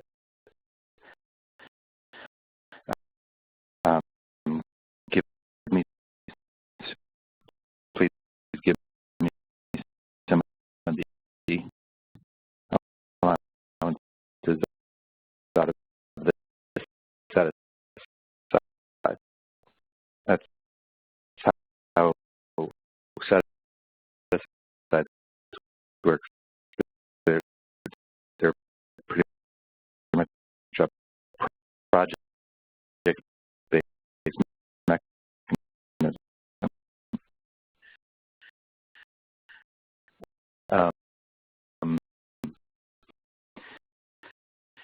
And then we're hearing already from a lot of states that they don't want to they, that they want to handle energy efficiency separately from this program. And that's here in the bottom right through a complementary policy.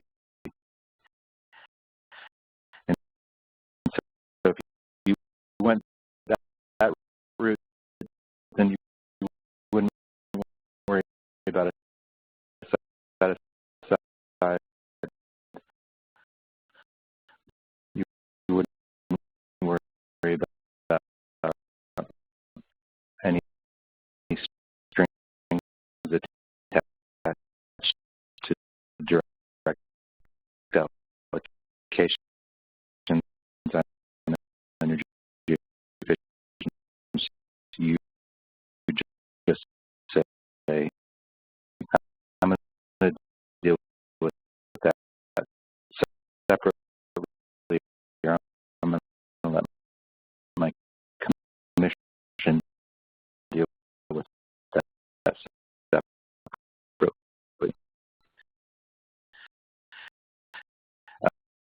Um,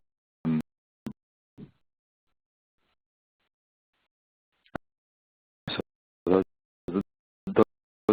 are a bunch of ways you might think about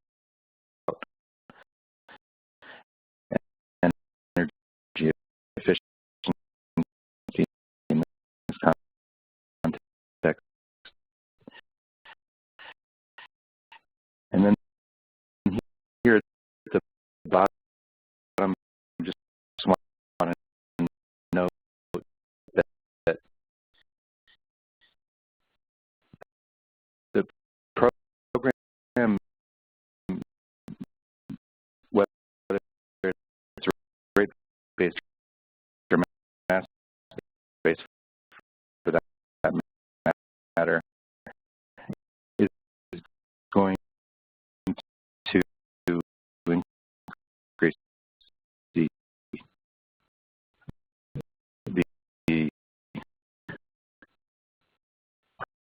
price of electricity.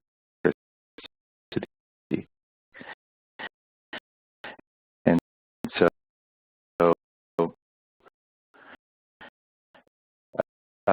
um, that's going to make the energy efficiency proposition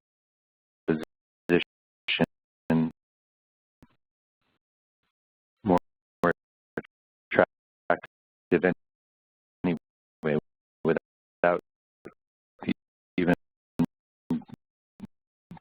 taking additional measures. So from that perspective, you might say, and I think you will hear arguments that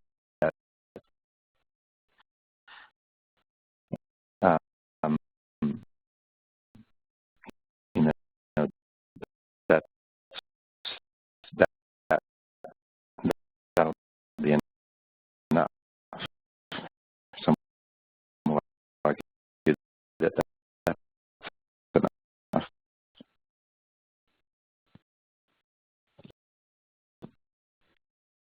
And the flip side will be,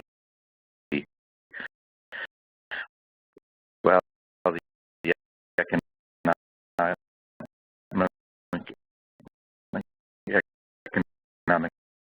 incentive isn't enough. You need to do more, and so that you'll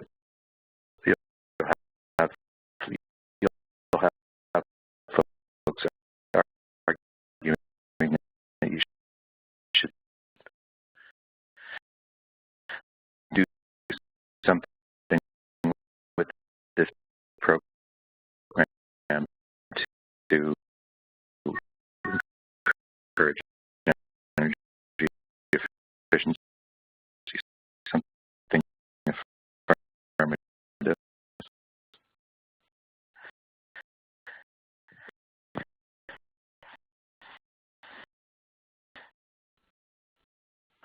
All right.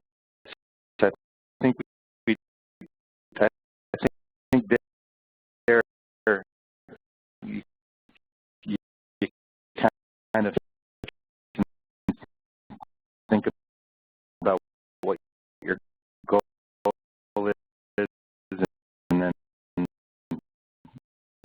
then walk through it and and uh,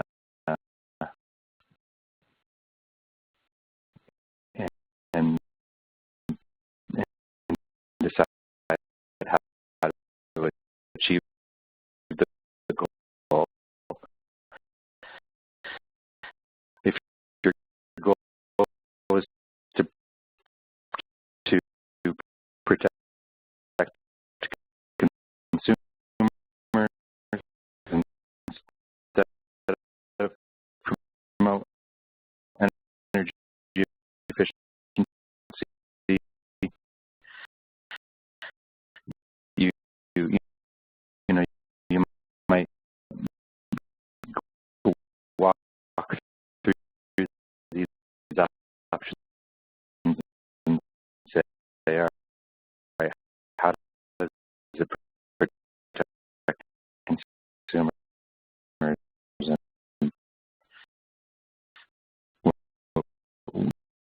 you know, what would I do if that's my my primary goal?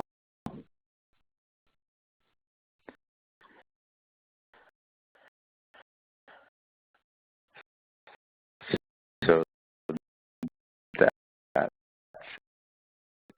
it, it,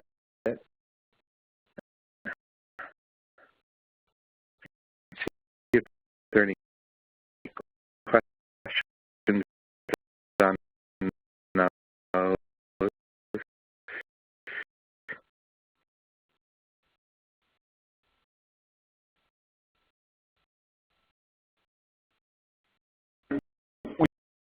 We do have two questions. If you want to. Sure. So the first question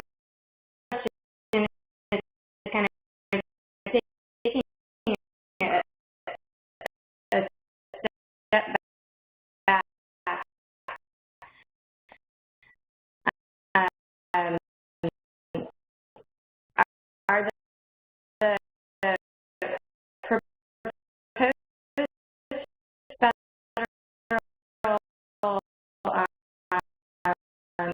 the proposed model rules are they um, simply the federal plans, or are they also proposed state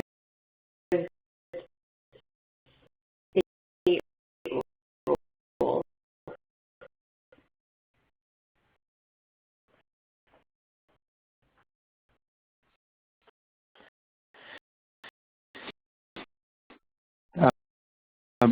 you can think of them as a yeah, that's a good question. I think, you know, I think EPA could have been clearer in the way that they laid this out in the text, in both the preamble and the rule text. The proposed rule text.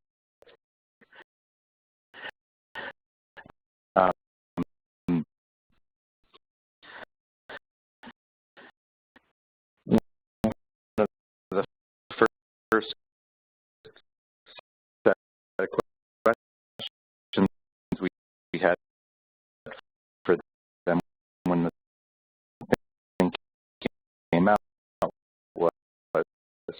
hey, it, you know, you're sending mixed signals about whether a state has has complete control over allocation. And they said, oh, do we intend to do that? Um, so energy, so the EPA has clarified, and hopefully they will when they finalize the model rules,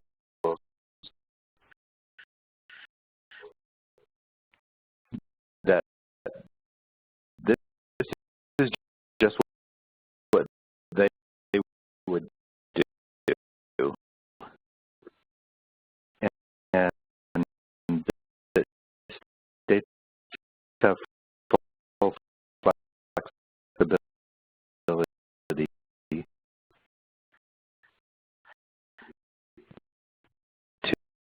to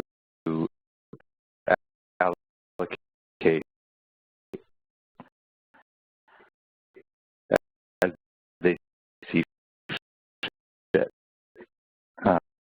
Um, so, uh, what I think of it as when, with the model rule,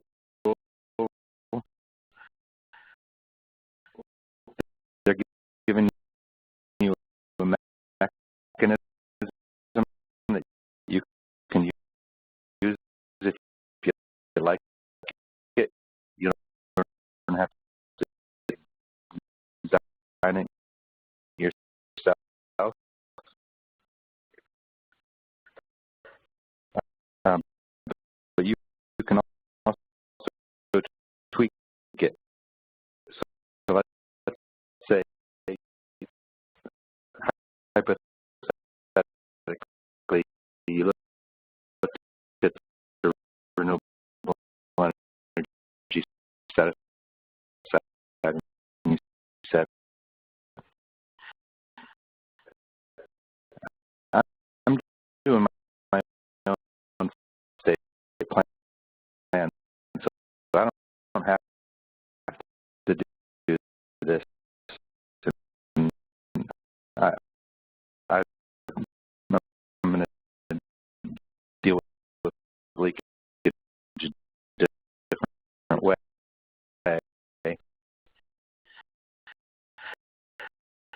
Um,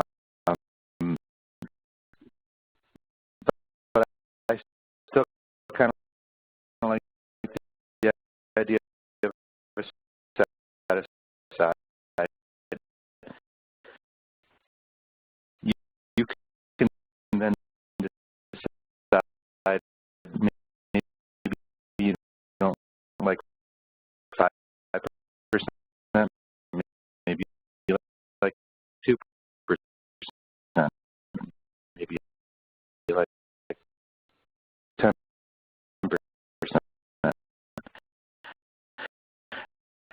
You could change the percentage. You could tweak the rules and, and do it as you like. But the model rule language is there to kind of give you a starting point that you can then work from.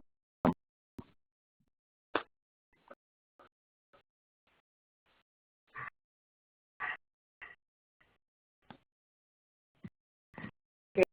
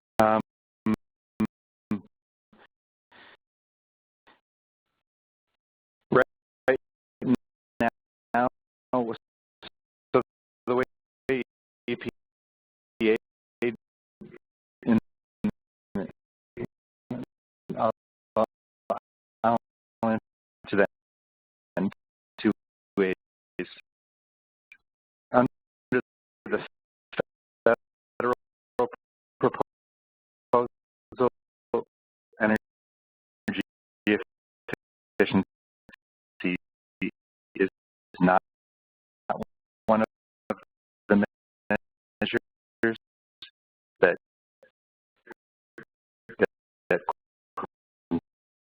qualify to get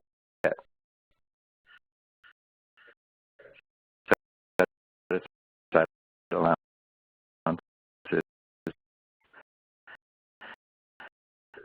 Um, but they're taking comment on that, and I suspect a lot of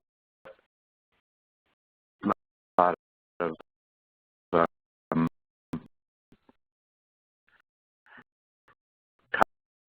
commenters on the federal plan will say, yeah, you should let energy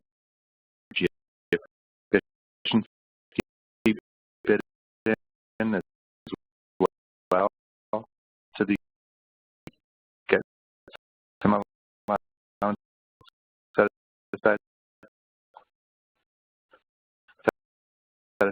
set allowance,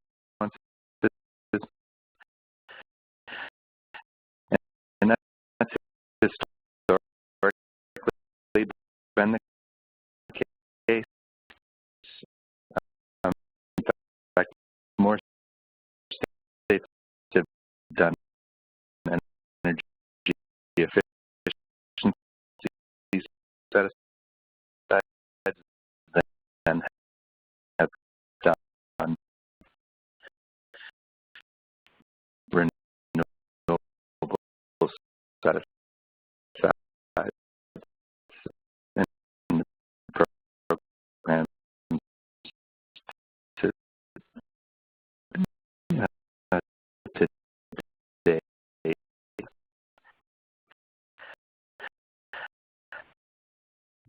Um, in the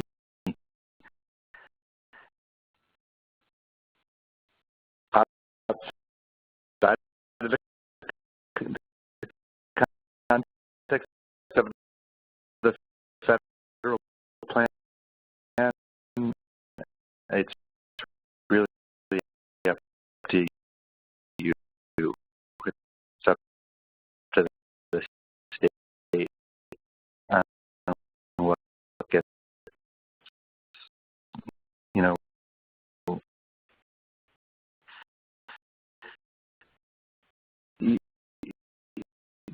the on the mass based side, the important thing is that the state needs to budget it, and then and the allowance distribution is really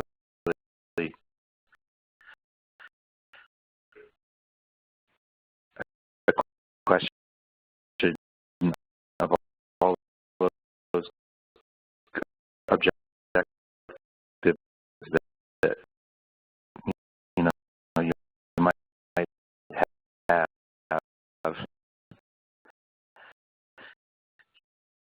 Not an issue really with environmental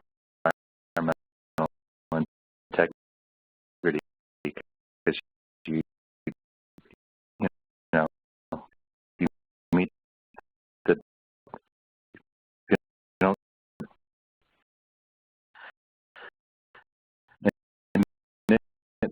beyond what you can with the allowance, and you've achieved the environmental goal, and the allowance set aside, distributing allowances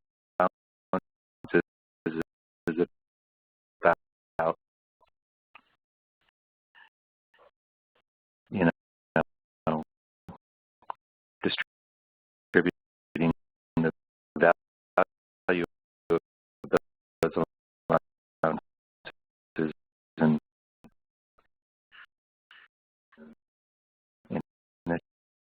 achieving any complementary